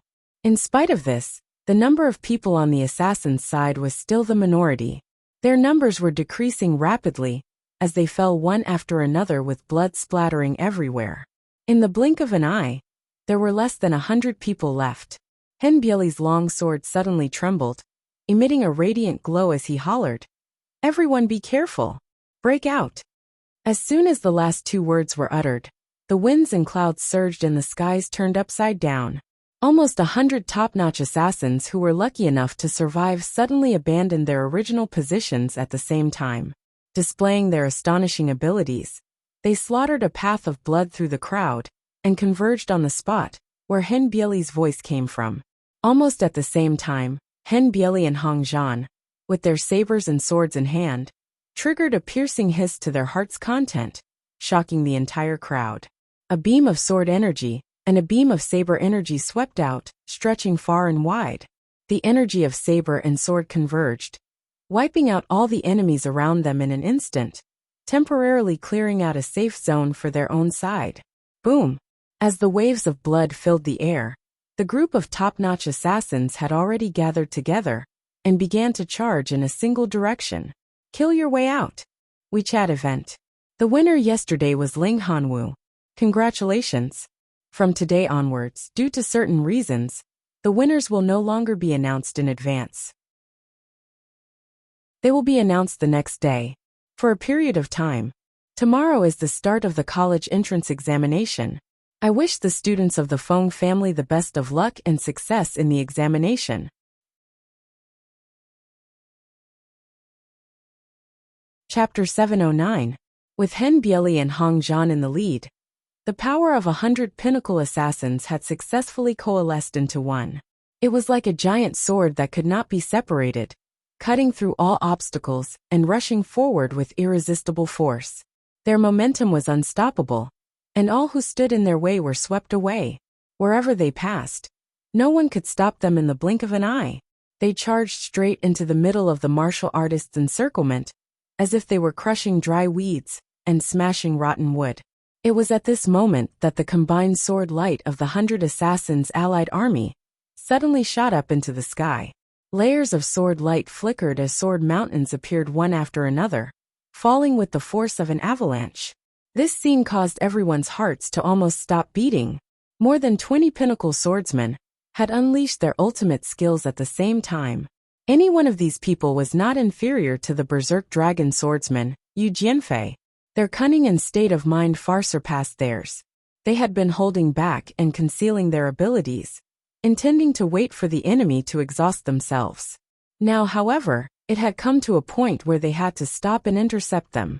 If they did not act now, the assassins would break out of the encirclement and leave.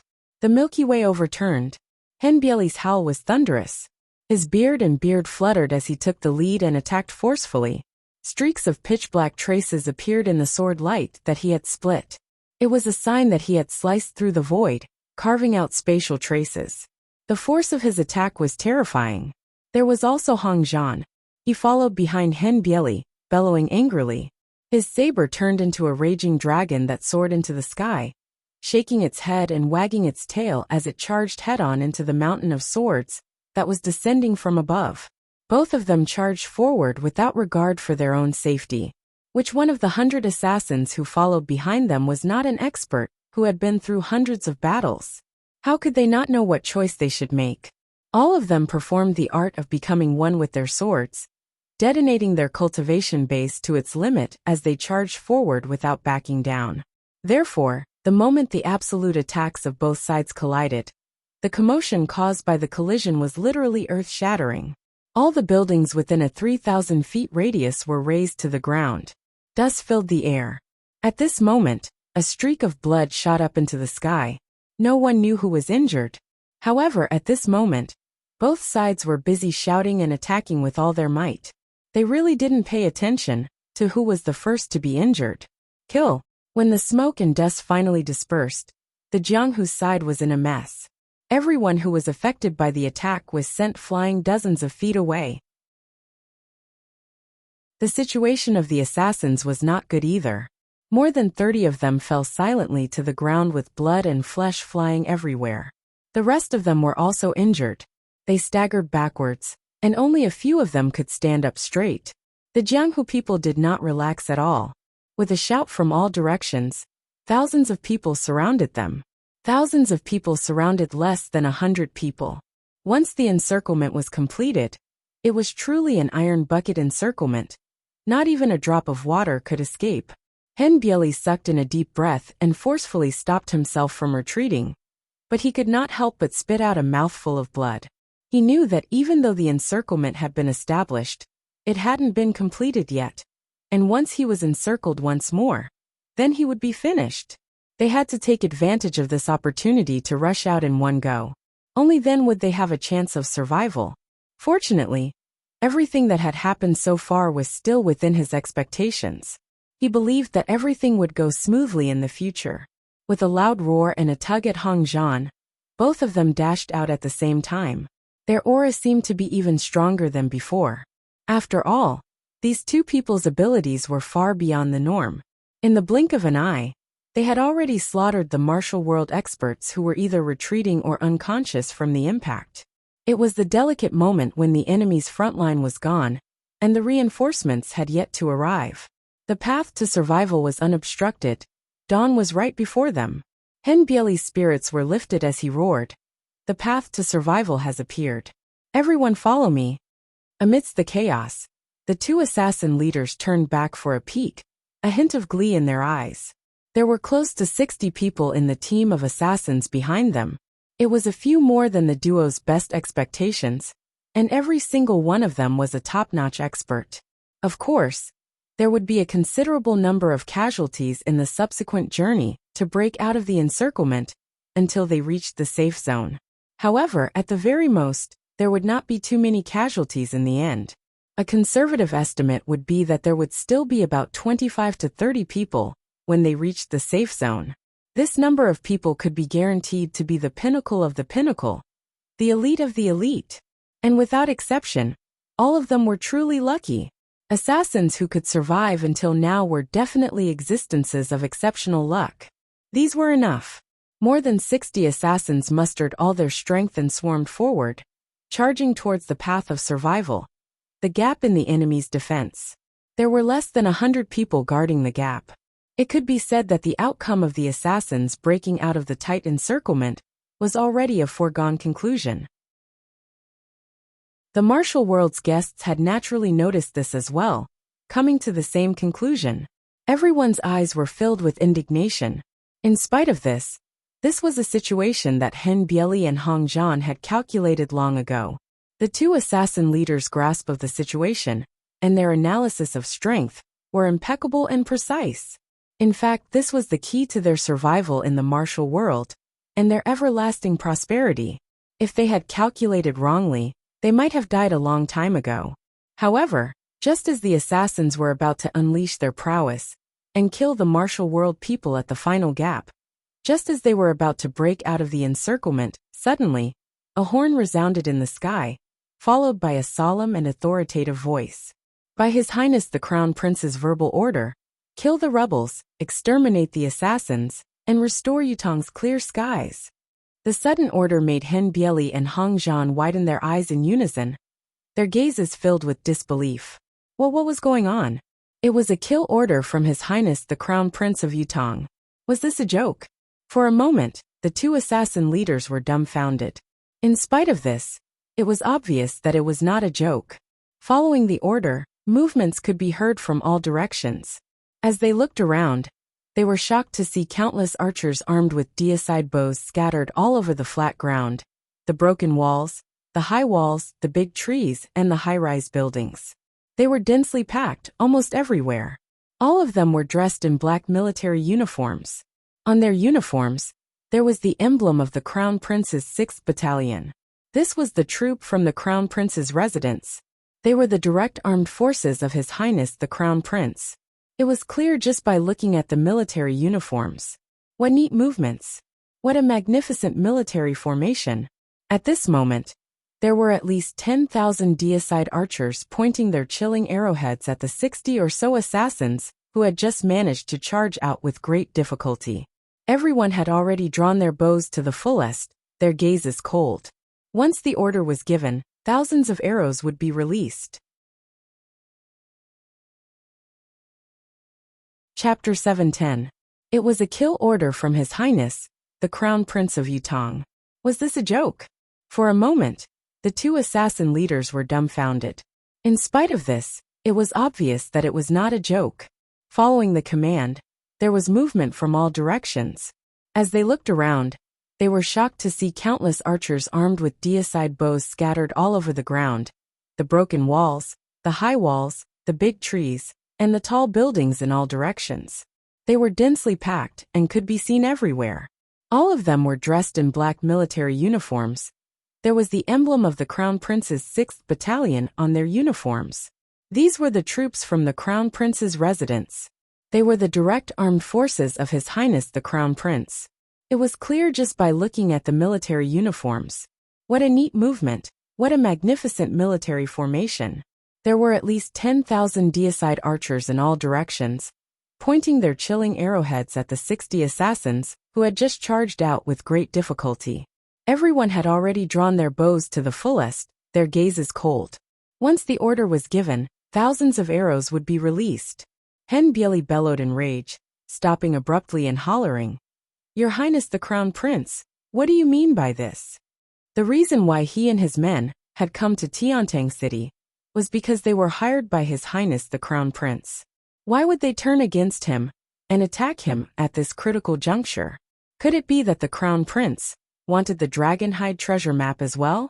It was a pity that before Henbieli could figure it out and ask for an explanation, he heard a thunderous holler from the opposite side. Fire! Swoosh, swoosh, swoosh, Henbieli felt his vision darken. How could he not know that countless deicide archers had released their arrows at the same time? The pitch-black arrows blotted out all the light in the sky. Ah! Henbieli cried out in hatred, reacting swiftly. He rolled away, sticking close to the ground. As he did so, he collected the corpses on the ground and placed them in front of him, resisting the might of the deicide archer's arrows. As a top-notch assassin, he knew all too well the power of the deicide bow.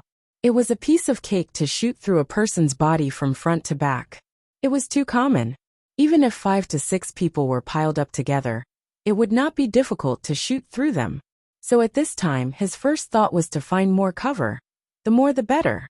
Seeing that Henbieli was quick to react, Hong Zhan and the rest of the assassins were veterans who had been through hundreds of battles. They swiftly found their own cover and hid themselves.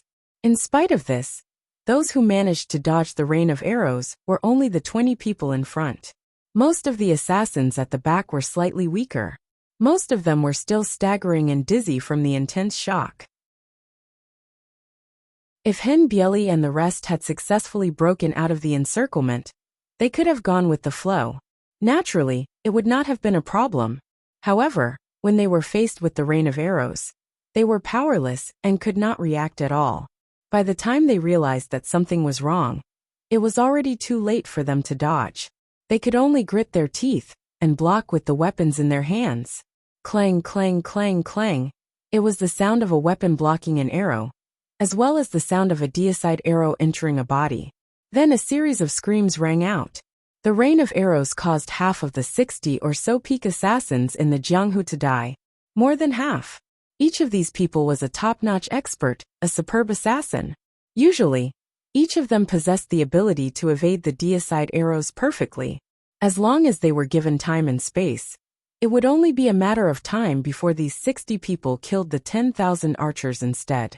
But right now, in such a special environment, at the delicate moment when the assassins were exhausted from the battle, the deicide archers had suddenly appeared and fired like a storm, turning the place into a hell for the assassins.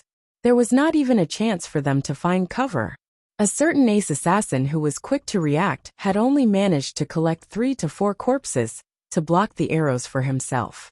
In the final round of shooting, he and his shield had become porcupines. It was probably because he had used up all his luck in the previous battle. Henbieli's resentful voice boomed in the air. What a great crown prince of Yutong! What a great crown prince of Yutong!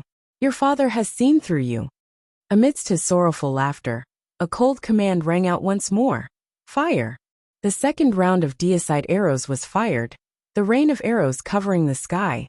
After 3 rounds of arrows, there were no more than 5 people left alive from the entire charging team of assassins. Henbieli and Hong Zhan were included among them. As for the other 3, they were renowned assassins in the martial world. Strictly speaking, they were not inferior to Henbieli, Hong Zhan, or the 10 kings of the concourse of the underworld. However, all 5 of them were injured. The corpses that covered their bodies had turned into giant hedgehogs with arrows and spikes. It was supported by a dense number of arrows, standing upright as if it were a living special arrow hedgehog. Henbieli and Hong Zhan were howling with righteous indignation. It was obvious that the rage in their hearts had broken through the horizon. Both of them had turned around to look at the ground littered with the assassins' corpses. They were furious beyond words. They felt as if their hearts were about to explode at this very moment. The martial world experts who had caught up from behind looked at each other, their faces pale. For a moment they dared not move recklessly. They had been riled up just a moment ago, but now they felt like their calves were cramping. In all fairness, with the current lineup of the martial world experts, if Yutong did not panic, it would be difficult for them to win even if they sent out the entire nation's army. They could only be killed instead. The saying that a pinnacle expert could fight against 10,000 people alone was not an exaggeration. At the very least, it would not be a problem for them to break out of the encirclement. In spite of this outcome was built on the foundation of not panicking. Any cultivator, especially an expert cultivator, would usually have a psychological quality that was superior to a military soldier. The more profound one's cultivation base was, the better their mental state would be. Therefore, under normal circumstances, when a military soldier faced a martial artist, it would be difficult to shake the other party, even if they had 100 times the military strength. Just like when the Mai sect had joined Dongxian, Dongxuan's combat power had skyrocketed immediately. This was the uniqueness of the martial world's influence in the war. However, compared to military soldiers, the martial world people had their weaknesses as well. First, it was difficult for them to form a team. They were used to fighting alone, and there was a limit to their fighting spirit. Secondly, the mentality of self-preservation and retreat had always been hidden within them. Thirdly, and most importantly, most of the martial world people could only fight when the wind was blowing. When they had the upper hand, their combat power could be unleashed to the fullest, but once they were facing a formidable opponent, their fighting spirit would be extinguished immediately. Their fighting spirit would be weaker than an ordinary soldier's, and their combat power would be greatly reduced. Just like now, was Yutong's deicide archer strong? Yes, very, very strong. In spite of this, it was an entirely different matter to say that they could inflict fatal damage to the martial world heroes. However, the people of Jianghu City were afraid. That was because the previous round of arrow rain had instantly wiped out 30 to 40 peak experts. After 3 rounds of arrow rain, the 60 or so peerless assassins who had just barely managed to break through their heavy encirclement were all killed, and only a few were left. This result was 2F** king terrifying.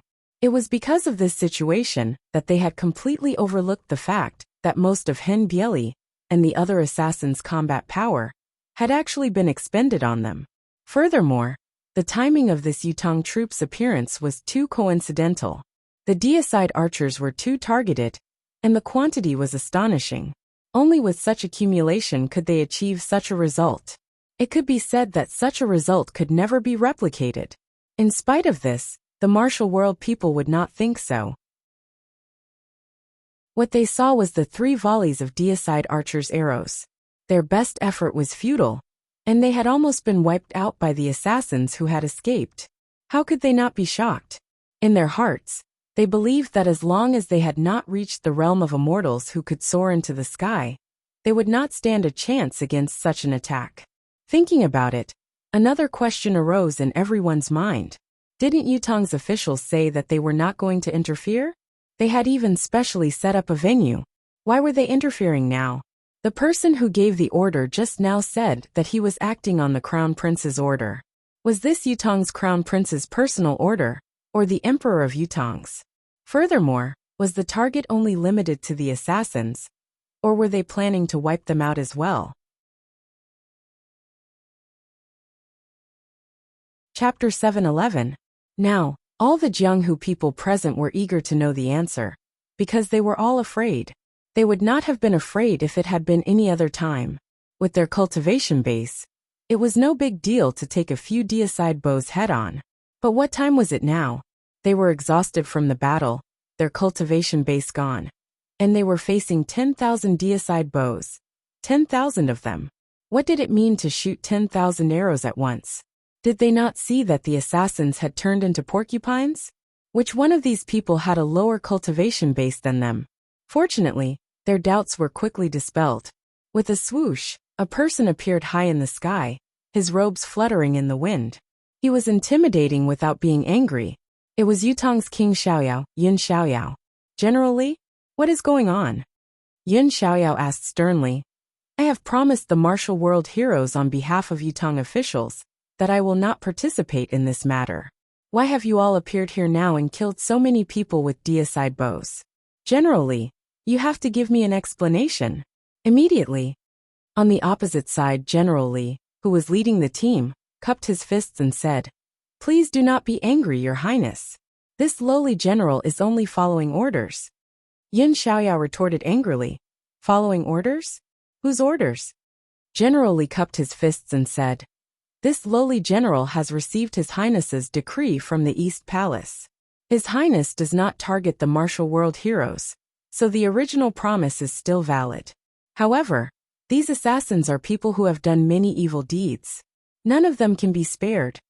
Yin Xiaoyao's expression was dark as he said, "This doesn't make sense. Assassins are part of the martial world as well. It is unreasonable to target them like this." General Li said, "There is another reason for this. Does King Yun still remember that many of Yutong's officials were assassinated some time ago, including members of the royal family? These cases only happened after these assassins arrived. These assassins are all murderers. His Highness has a clear understanding of the situation and discerned the cause. Although he can't confirm the hirer for now, it is a good thing as long as he can capture all the assassins in the world in one fell swoop. There will be less trouble in the future. Removing the firewood from the bottom of the cauldron is to eliminate the danger and hidden dangers from the root. I hope that King Xiaoyao will not make things difficult for this lowly general." Yin Xiaoyao pondered and said, "No, the matters of the martial world shall be settled in the martial world.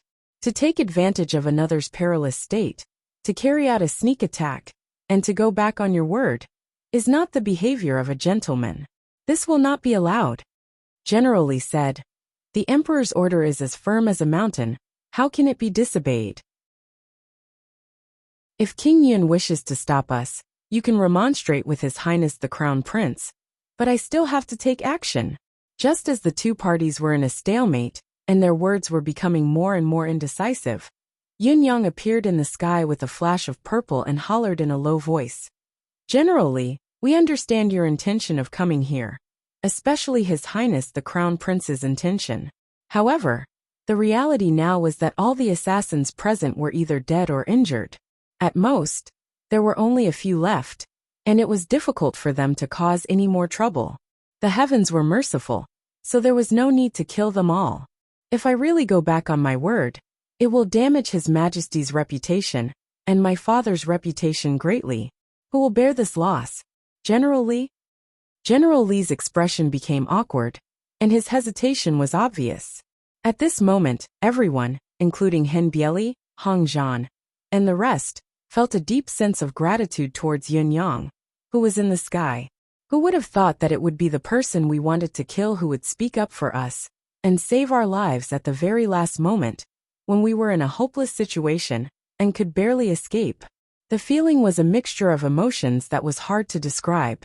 As for the martial world heroes who surrounded them, they too gave Yin Xiaoyao and his son a thumbs up. A gentleman repaid kindness with kindness and repaid enmity with honesty. There was a clear bottom line. What the Yin family had done was the real bottom line. This was the textbook behavior of a gentleman. This was the magnanimity of a great nation, the magnanimity of a great family. He was indeed Yutong's King Xiaoyao. He was indeed Yutong's young master Yun. He was indeed graceful and charming. General Li hesitated and murmured, "This?" Yun Yang chuckled and said, "There's no smoke without fire. But the League of Assassins has been reduced from tens of thousands of assassins to only 5 people now, and they're all half-crippled and decadent characters. It's hard for them to achieve anything more. I believe that His Highness the Crown Prince won't blame you when he finds out." General Li was still in a difficult position as he said, "Since Your Highness and the young prince have said so, this lowly general has nothing else to say. It's useless to insist. However, even if the 5 of them are spared, the 2 maps must be left behind, so that this lowly general can give an explanation to His Highness the Crown Prince." Once he said this, Hen Bieli, Hong Zhan, and the other 4 assassins lifted their heads abruptly, the hatred in their eyes almost materializing. What a beautiful way to put it. He didn't want to kill them all. He just wanted to leave some physical evidence and make an explanation. It seemed reasonable, but who couldn't hear the truth behind it? So this was the real reason. The real reason was indeed here.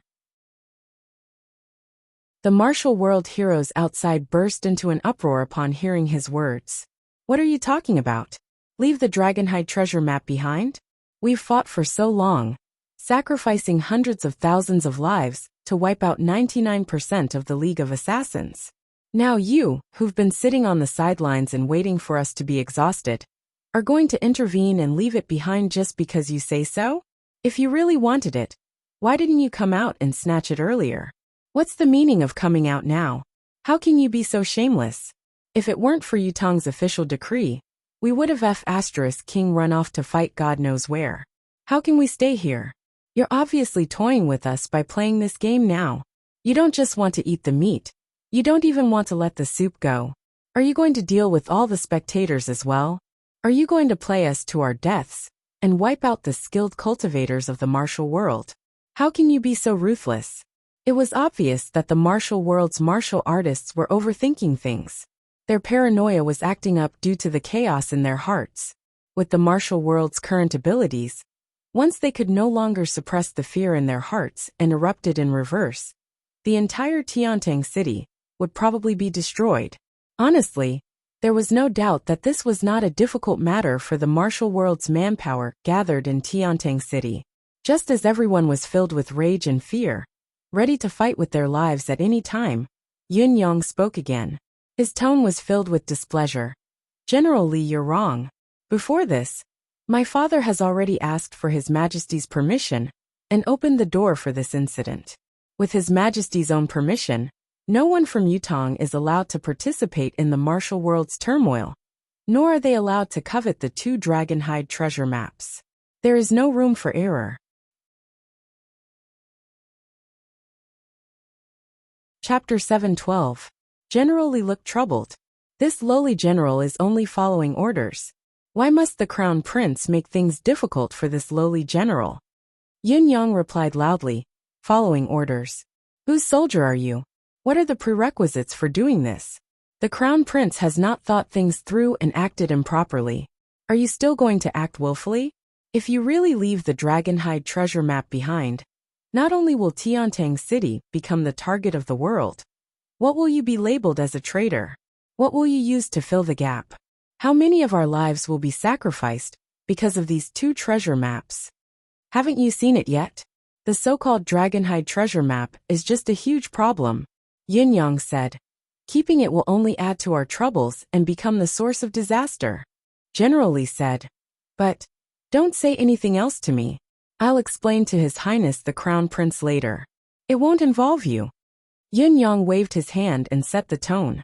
General Li discussed with the other generals around him for a while before he finally raised his head and said, Since young Master Yin has said so, we can let them go. We can give up on the Dragonhide treasure map. But the Dragonhide treasure map must never fall into the hands of Hen Bieli and the other assassins. Yin Yang was taken aback. What do you mean by that? The martial world's divine item belongs to the martial world. It's fated to obtain it. Why do we have to complicate matters? General Li said. Crown Prince Yun, your cultivation base is profound and you're not afraid of the murderous path, but we are. In today's battle, the last of the assassin's strength was lost in our hands. If they get the treasure, then everyone understood what he meant when he said that. If Hen Bieli and the rest had gotten their hands on the treasure and intended to seek revenge, His Highness the Crown Prince would be the first to bear the brunt. The generals and deicide archers who had attended the meeting today would also be targeted. If not today, how many could withstand such a vengeance? This was obviously putting one's head under the blade. Yin Yang felt that the request was rather tricky as well. He said hesitantly, but, General Li said resolutely, Young Master Yin, please forgive me for my rudeness. If this condition is not met, I dare not let Hen Bieli and the rest leave no matter what. Young Master Yin is magnanimous and magnanimous. We do not have such magnanimity. Yin Yang sighed. He was about to argue his case when Hen Bieli suddenly appeared amidst the pile of corpses.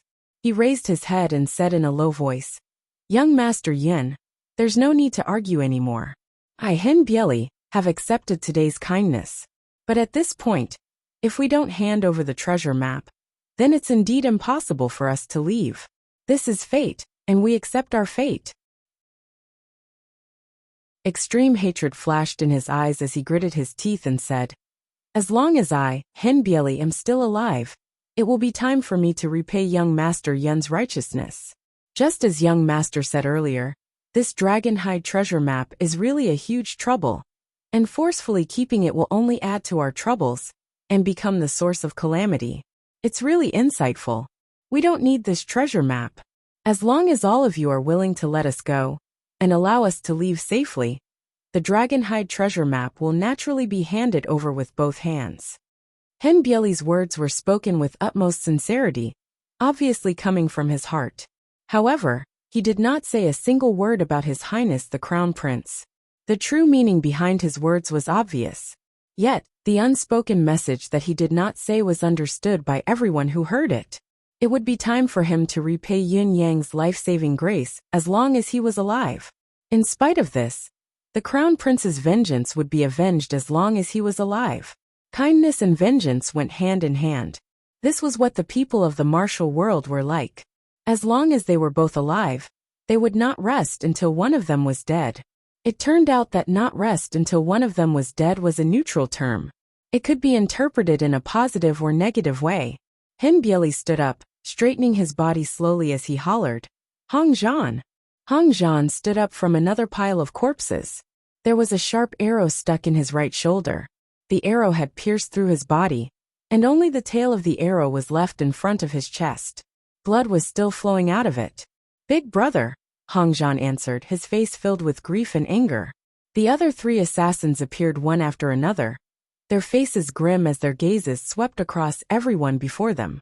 Henbieli gritted his teeth and closed his eyes, saying weakly, "Hand over the treasure map." "Big brother," Hong Zhan cried out, his eyes rimmed with tears. They had set up so many traps and laid so many traps, just to keep the dragonhide treasure map in their pockets. Who would have thought that they would have to give the map away in the end? The humiliation, the reluctance was unavoidable. "Hand it over," Henbieli hollered. "The dragonhide treasure map is no longer a great opportunity for us.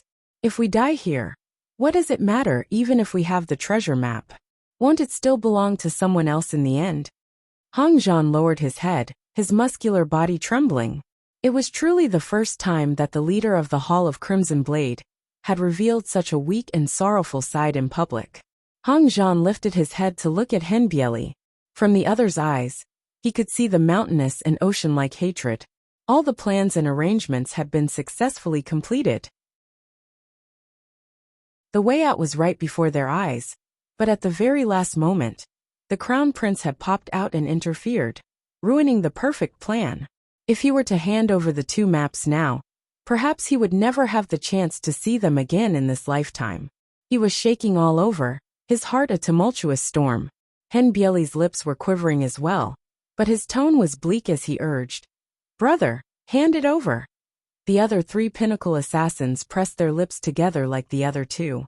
They looked at Henbieli, Hong Zhan, and then at General Li, who was riding his horse and wielding his saber. The coldness in their eyes was undisguised. The monstrous murderous intent was almost spilling out of them, almost tangible. Hong Zhan caressed his spatial ring, tears of grief falling to the ground. Hardening his heart, he shut his eyes and took out the treasure map. Clutching it in his palm, he stretched his arm out abruptly and said hoarsely, "Take it." He had tried his best to control the two words, but they still overflowed with sobs. Everyone present had never heard of such a tone before. No, it was very likely that it was unprecedented and could not be replicated. Who was Hong Zhan? How could he cry in front of everyone? It was a ghastly thing to do. Henbieli shut his eyes and exhaled deeply. He strode over and took the two dragonhide treasure maps from Hong Zhan, appraising them in front of everyone. First, he slashed them twice with his sword, then burned them with fire for a while to prove that they were the real deal.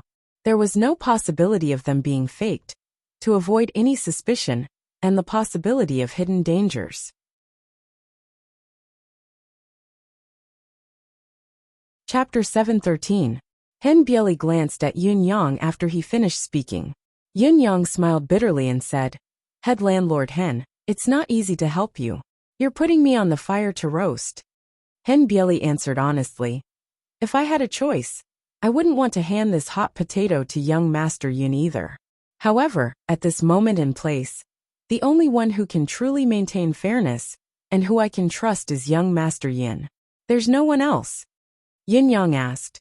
Why does head landlord Hen think that I'm completely uninterested in this dragonhide treasure map? Is it just because of my boastful words just now? Don't tell me I won't seize the opportunity to take it for myself? Hen Bieli chuckled humorlessly. This is Tiantang City. If young Master Yin really intends to keep this dragonhide treasure map, I believe the news won't even leak out. Since the news has spread so far and wide, causing such a huge dispute, young Master Yin must not be interested in this. How can your words just now be boastful? They must be young Master Yin's heartfelt words. There's no room for falsehood. Hen Bieli's words contained a lot of information. It sounded like praise and criticism at the same time. Even those with better brains would have to think twice before they could fully understand it.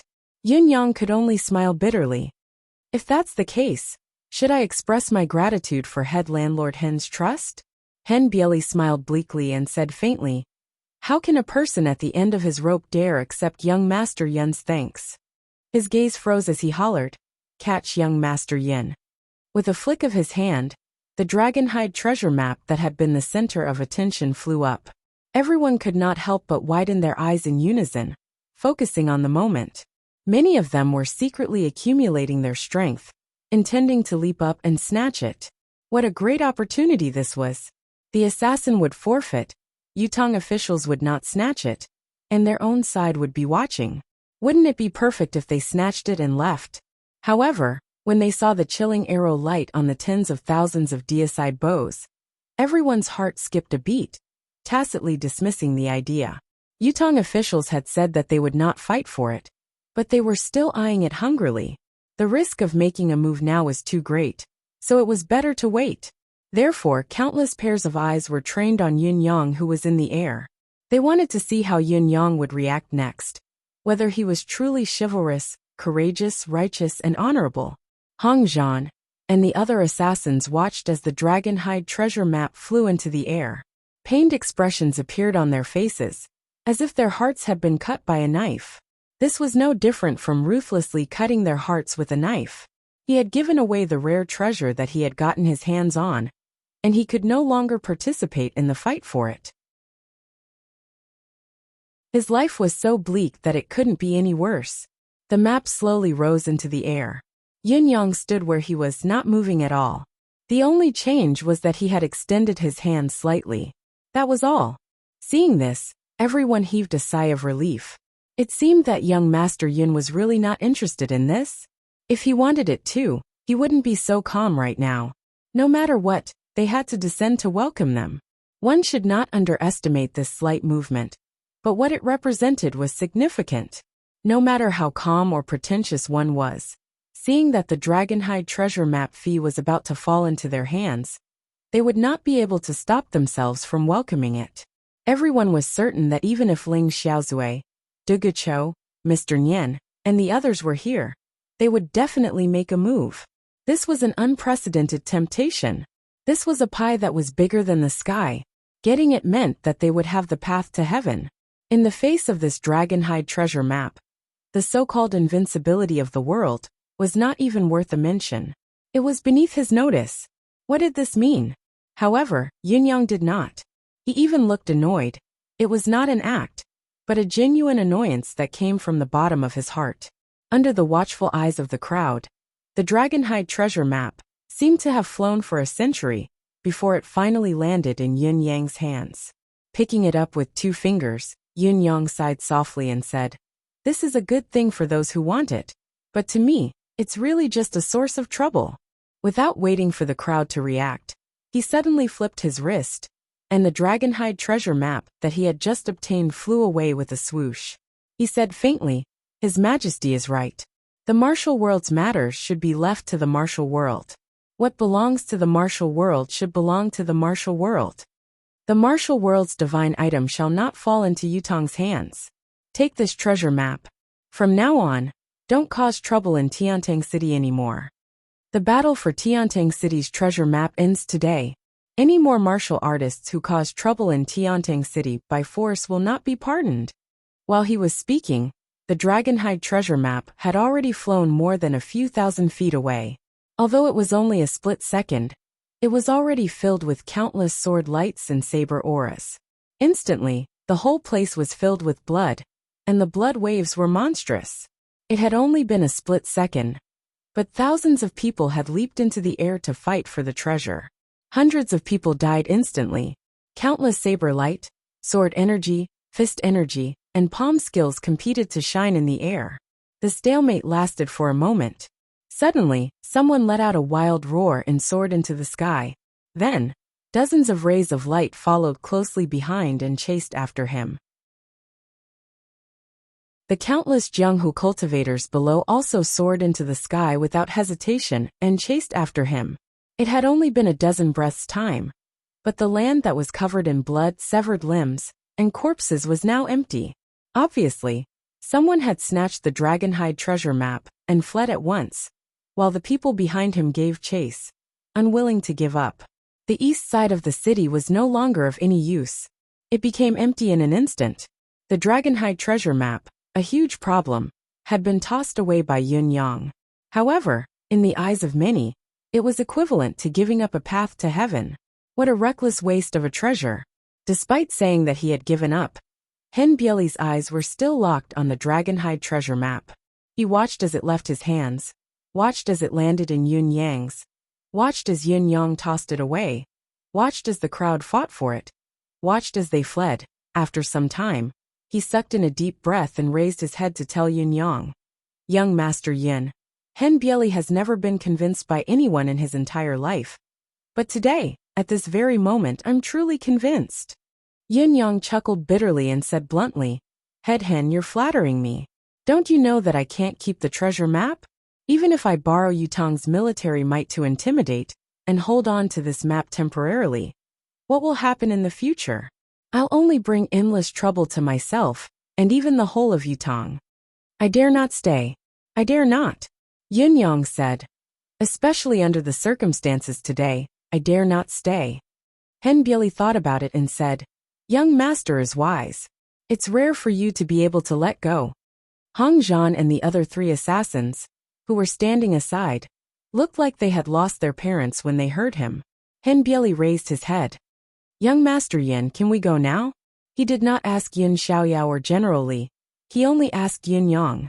He could already tell that Yun Xiaoyao was not unmoved by the idea of making them stay.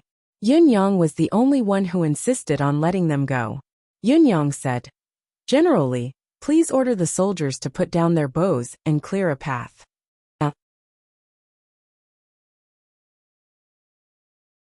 Chapter 714. General Li's face seemed to be filled with a pained expression. He looked like he was in a dilemma as he said, "Young Master Yun, it's not a problem to make way, but His Highness the Crown Prince." Yun Yang said impatiently, "This has nothing to do with you. I promise on behalf of Hen Bieli that he won't trouble you after today.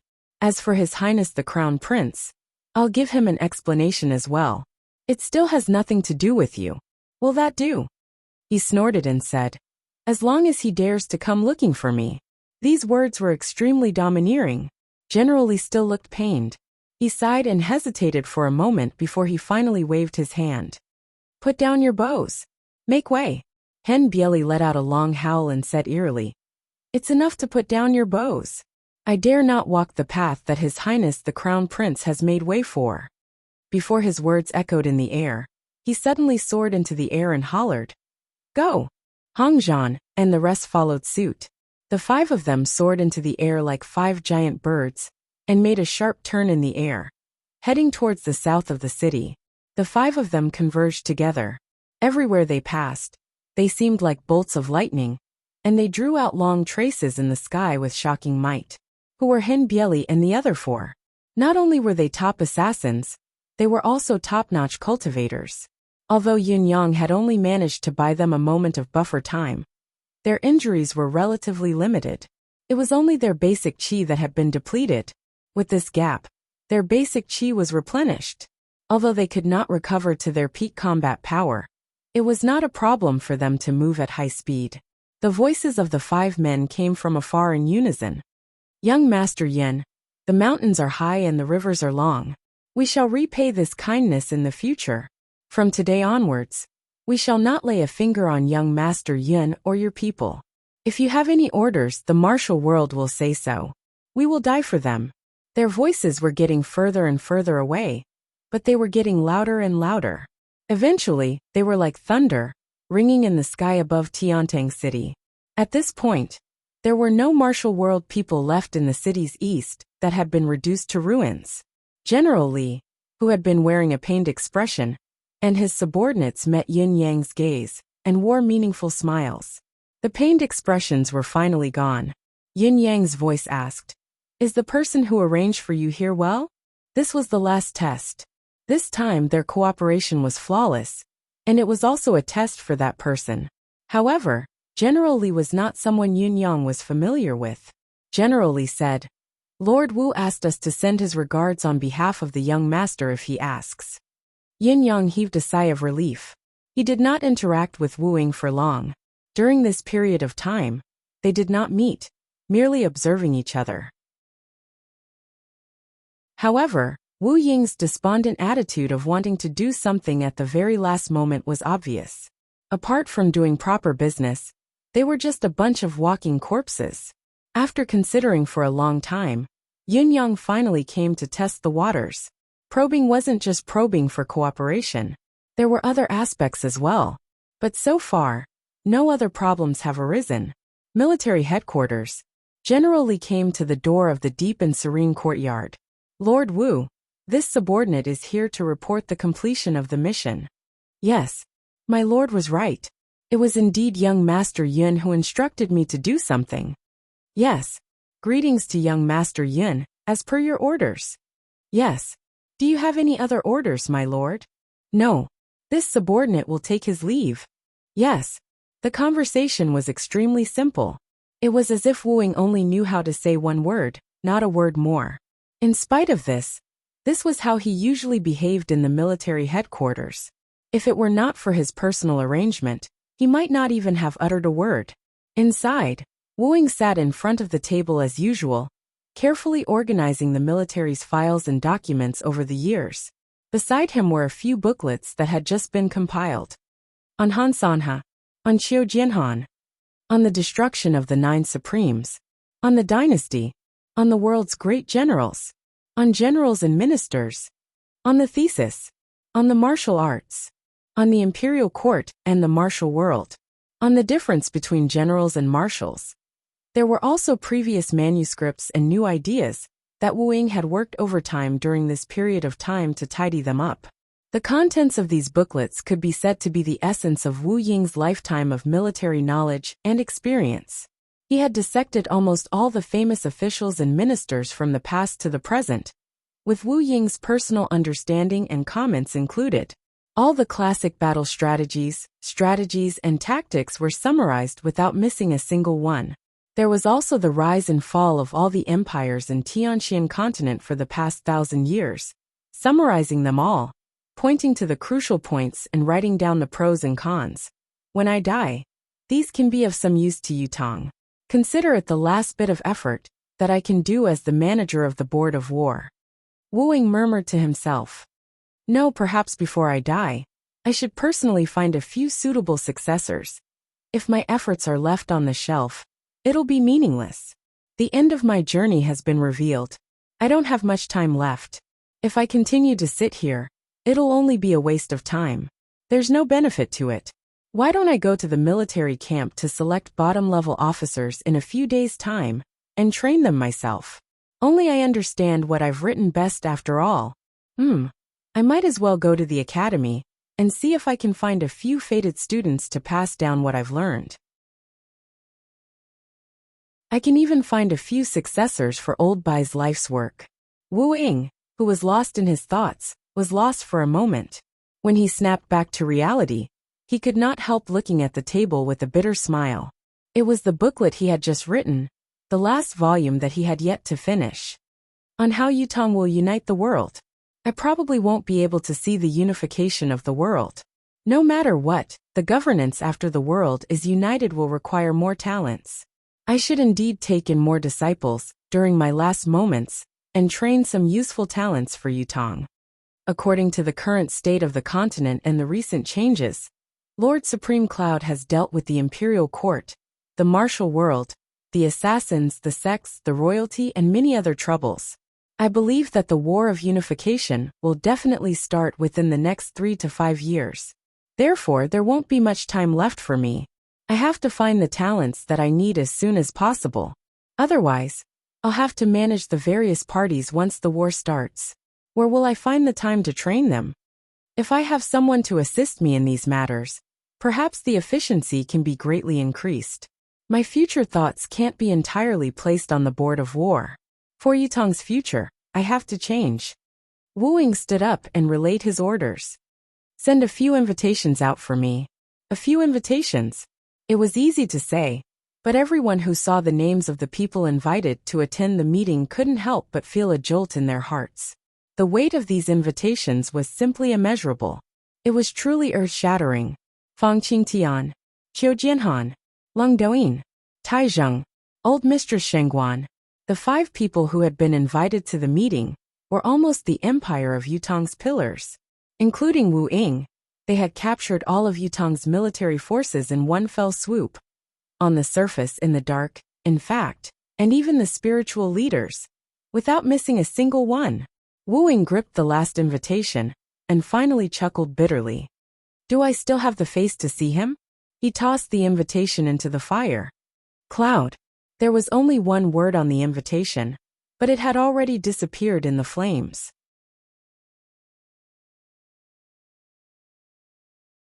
Chapter 7:15. Qiu Jianhan and the others were shocked when they received the invitation. The indescribable shock was something they had only experienced a few times in their lives. But today, they actually felt intimidated. Each of them had received countless invitations in their lives. Even invitations from the royal family, or even from the emperor himself, were nothing to them. However, the invitation from this person today was not only unprecedented, it was something that they could never even dream of receiving in their entire lives. These old men could never imagine that this person would actually send them an invitation. Go at once. Old Marshal Qiu made his decision without hesitation. Fang Qingtian, Leng Douyin, and the others reacted similarly. In fact, all of them felt as if the world was spinning. That ghost-like fellow actually sent out invitations? Discuss something? Could it be that the sky was going to collapse? If that was not the case, how could there be an invitation from him? This was not an ordinary appointment. The few old men were mumbling inwardly. He didn't come when your father is marrying his daughter-in-law. Nor did he come when my grandson is getting married. What is he doing this time? Your father almost died last time, and he didn't even make a sound. Why is he sending an invitation this time? Has this bastard gone mad? This was Wu Ying's influence. Shocking the world with a single feat was no longer enough to describe it. On the same night, Wu Ying sat before the table. In front of him were 4 marshals and an old mistress. They were all looking at him, like they were looking at a rare animal. Wu Ying's expression was stiff, not saying a word. After a while, all 5 of them looked like they had just eaten **T. What did he mean by inviting us over without saying a word? Ghost. Sir Wu. Qiu Jianhan almost called out the nickname Ghost General that he and the others had given to Wu Ying. He stroked his beard and said, There must be something important that you've invited us over? Wu Ying answered. What did he mean by Old Master Qiu turned his head away, panting heavily. Fang Qingtian asked, What is it? Wu Ying answered, Something. He seemed a little distracted. Fang Qingtian fell backward. How could he not know that something was wrong? Tai Zheng said, Sir Wu, please speak frankly. He was here to smooth things over. Wu Ying stopped talking at once, frowning as he pondered. These 5 people, were they worth entrusting? Would there be any problems? If there was a problem, who would it be? Tai Zheng almost pulled out his saber. If someone else asked you a question, you would at least respond with an N. But when I asked you a question, you actually closed your eyes. This was going too far. It's nothing much. I need your help, sirs. Wu Ying snapped out of his daze. The five of them snorted and rolled their eyes. Help? With this attitude of yours? Help you my ass. Everyone take a look at this first. Wu Ying stood up and took out all the books he had written himself. He placed them on the table for everyone to read. Qiu Jianhan and the rest had decided that they would not entertain this fellow. But the names of these booklets before them were alluring enough. There's actually someone analyzing me? There are even people who analyze their opponents. Curious. Why not take a look first? But with one look it was incredible. He simply couldn't put the booklet down. Wu Ying wanted to speak, but he lifted his head to look. Qiu Jianhan and the rest were looking at each booklet hungrily, like perverts who had seen peerless beauties. After reading one, they picked up another. Each book was like a treasure to them, and they could not bear to put it down. These were the embodiment of true talent, the demonstration of successful experiences. If the Dragonhide treasure map that carried the legacy of the 17th Master of the Abyss was a divine artifact in the eyes of the martial world, then a divine artifact in the eyes of Yutong's military leaders had been born. Yes, these were the booklets that Wu Ying had given out. He was actually willing to share these booklets. It could no longer be described as simply extravagant. No one was unfamiliar with these things, but this was the first time in history that they were truly integrated into a booklet and analyzed using the same system. Especially when the few old generals were involved, they felt even more enlightened when they read it. Fang Qingtian read a few books and sighed deeply, lifting his head to look at Wu Ying. This was truly a genius. An unparalleled genius. Wu Ying's expression was still cold and stiff, but in the eyes of these people, his face was even more beautiful than a peerless beauty. Amazing. Too amazing. Taizheng shook his head in admiration as he read. His fingers, which were twice the size of an ordinary person's fingers and resembled the root of a carrot, were flipping through the pages carefully, unable to put them down. There was really no word to praise him. He could only shout out his awesomeness. It did not take long for him to show off for 40 to 50 times. After a while, when everyone had calmed down a little, Wu Ying spoke slowly. Throughout this period of time, I've been reflecting on what I've learned in my life, combining the wisdom and experience of my predecessors to organize and compile these before me. It's estimated that it'll take a long time for all of them to be completed. About half of them aren't done yet. These aren't finalized yet, they still need to be fixed. There are still many parts that can't be understood by the successors if they're simply written in words, so. Wu Ying stuttered a little when he spoke. This was because he rarely interacted with people, but his expression was calm as he said, "So, I'd like to find a few students from the military and the political side. I'll teach them the ways of being an official, the ways of being a person, the ways of war, the ways of socializing, the ways of ruling a country, the ways of unifying, and so on." The few old generals widened their eyes at the same time, their faces agitated. "We agree completely. No objections at all. We'll definitely cooperate fully." As the saying went, a small clue would reveal a big picture. After reading all of this, everyone was even more certain about this ghostly Lord Wu Ying. They had initially thought that this person had the talent to bring peace and stability to the country, but now it seemed that he had the talent to rule the world. He was an all-round talent. He was too amazing. Although these big shots already knew that they might not be able to match up to this ghost general in some aspects before reading these booklets, they were still seniors after all. Moreover, due to his habitual low profile, even if they wanted to promote and cultivate him, it would be difficult for them to do so. However, now that they had experienced Wu Ying's abilities firsthand, the few big shots immediately made up their minds. No matter whether Wu Ying wanted to show his face or not, he had to do so. It was a crime for such a great talent to be buried until now. When they heard that Wu Ying had volunteered to teach students, the few big shots were overjoyed. They were wild with joy.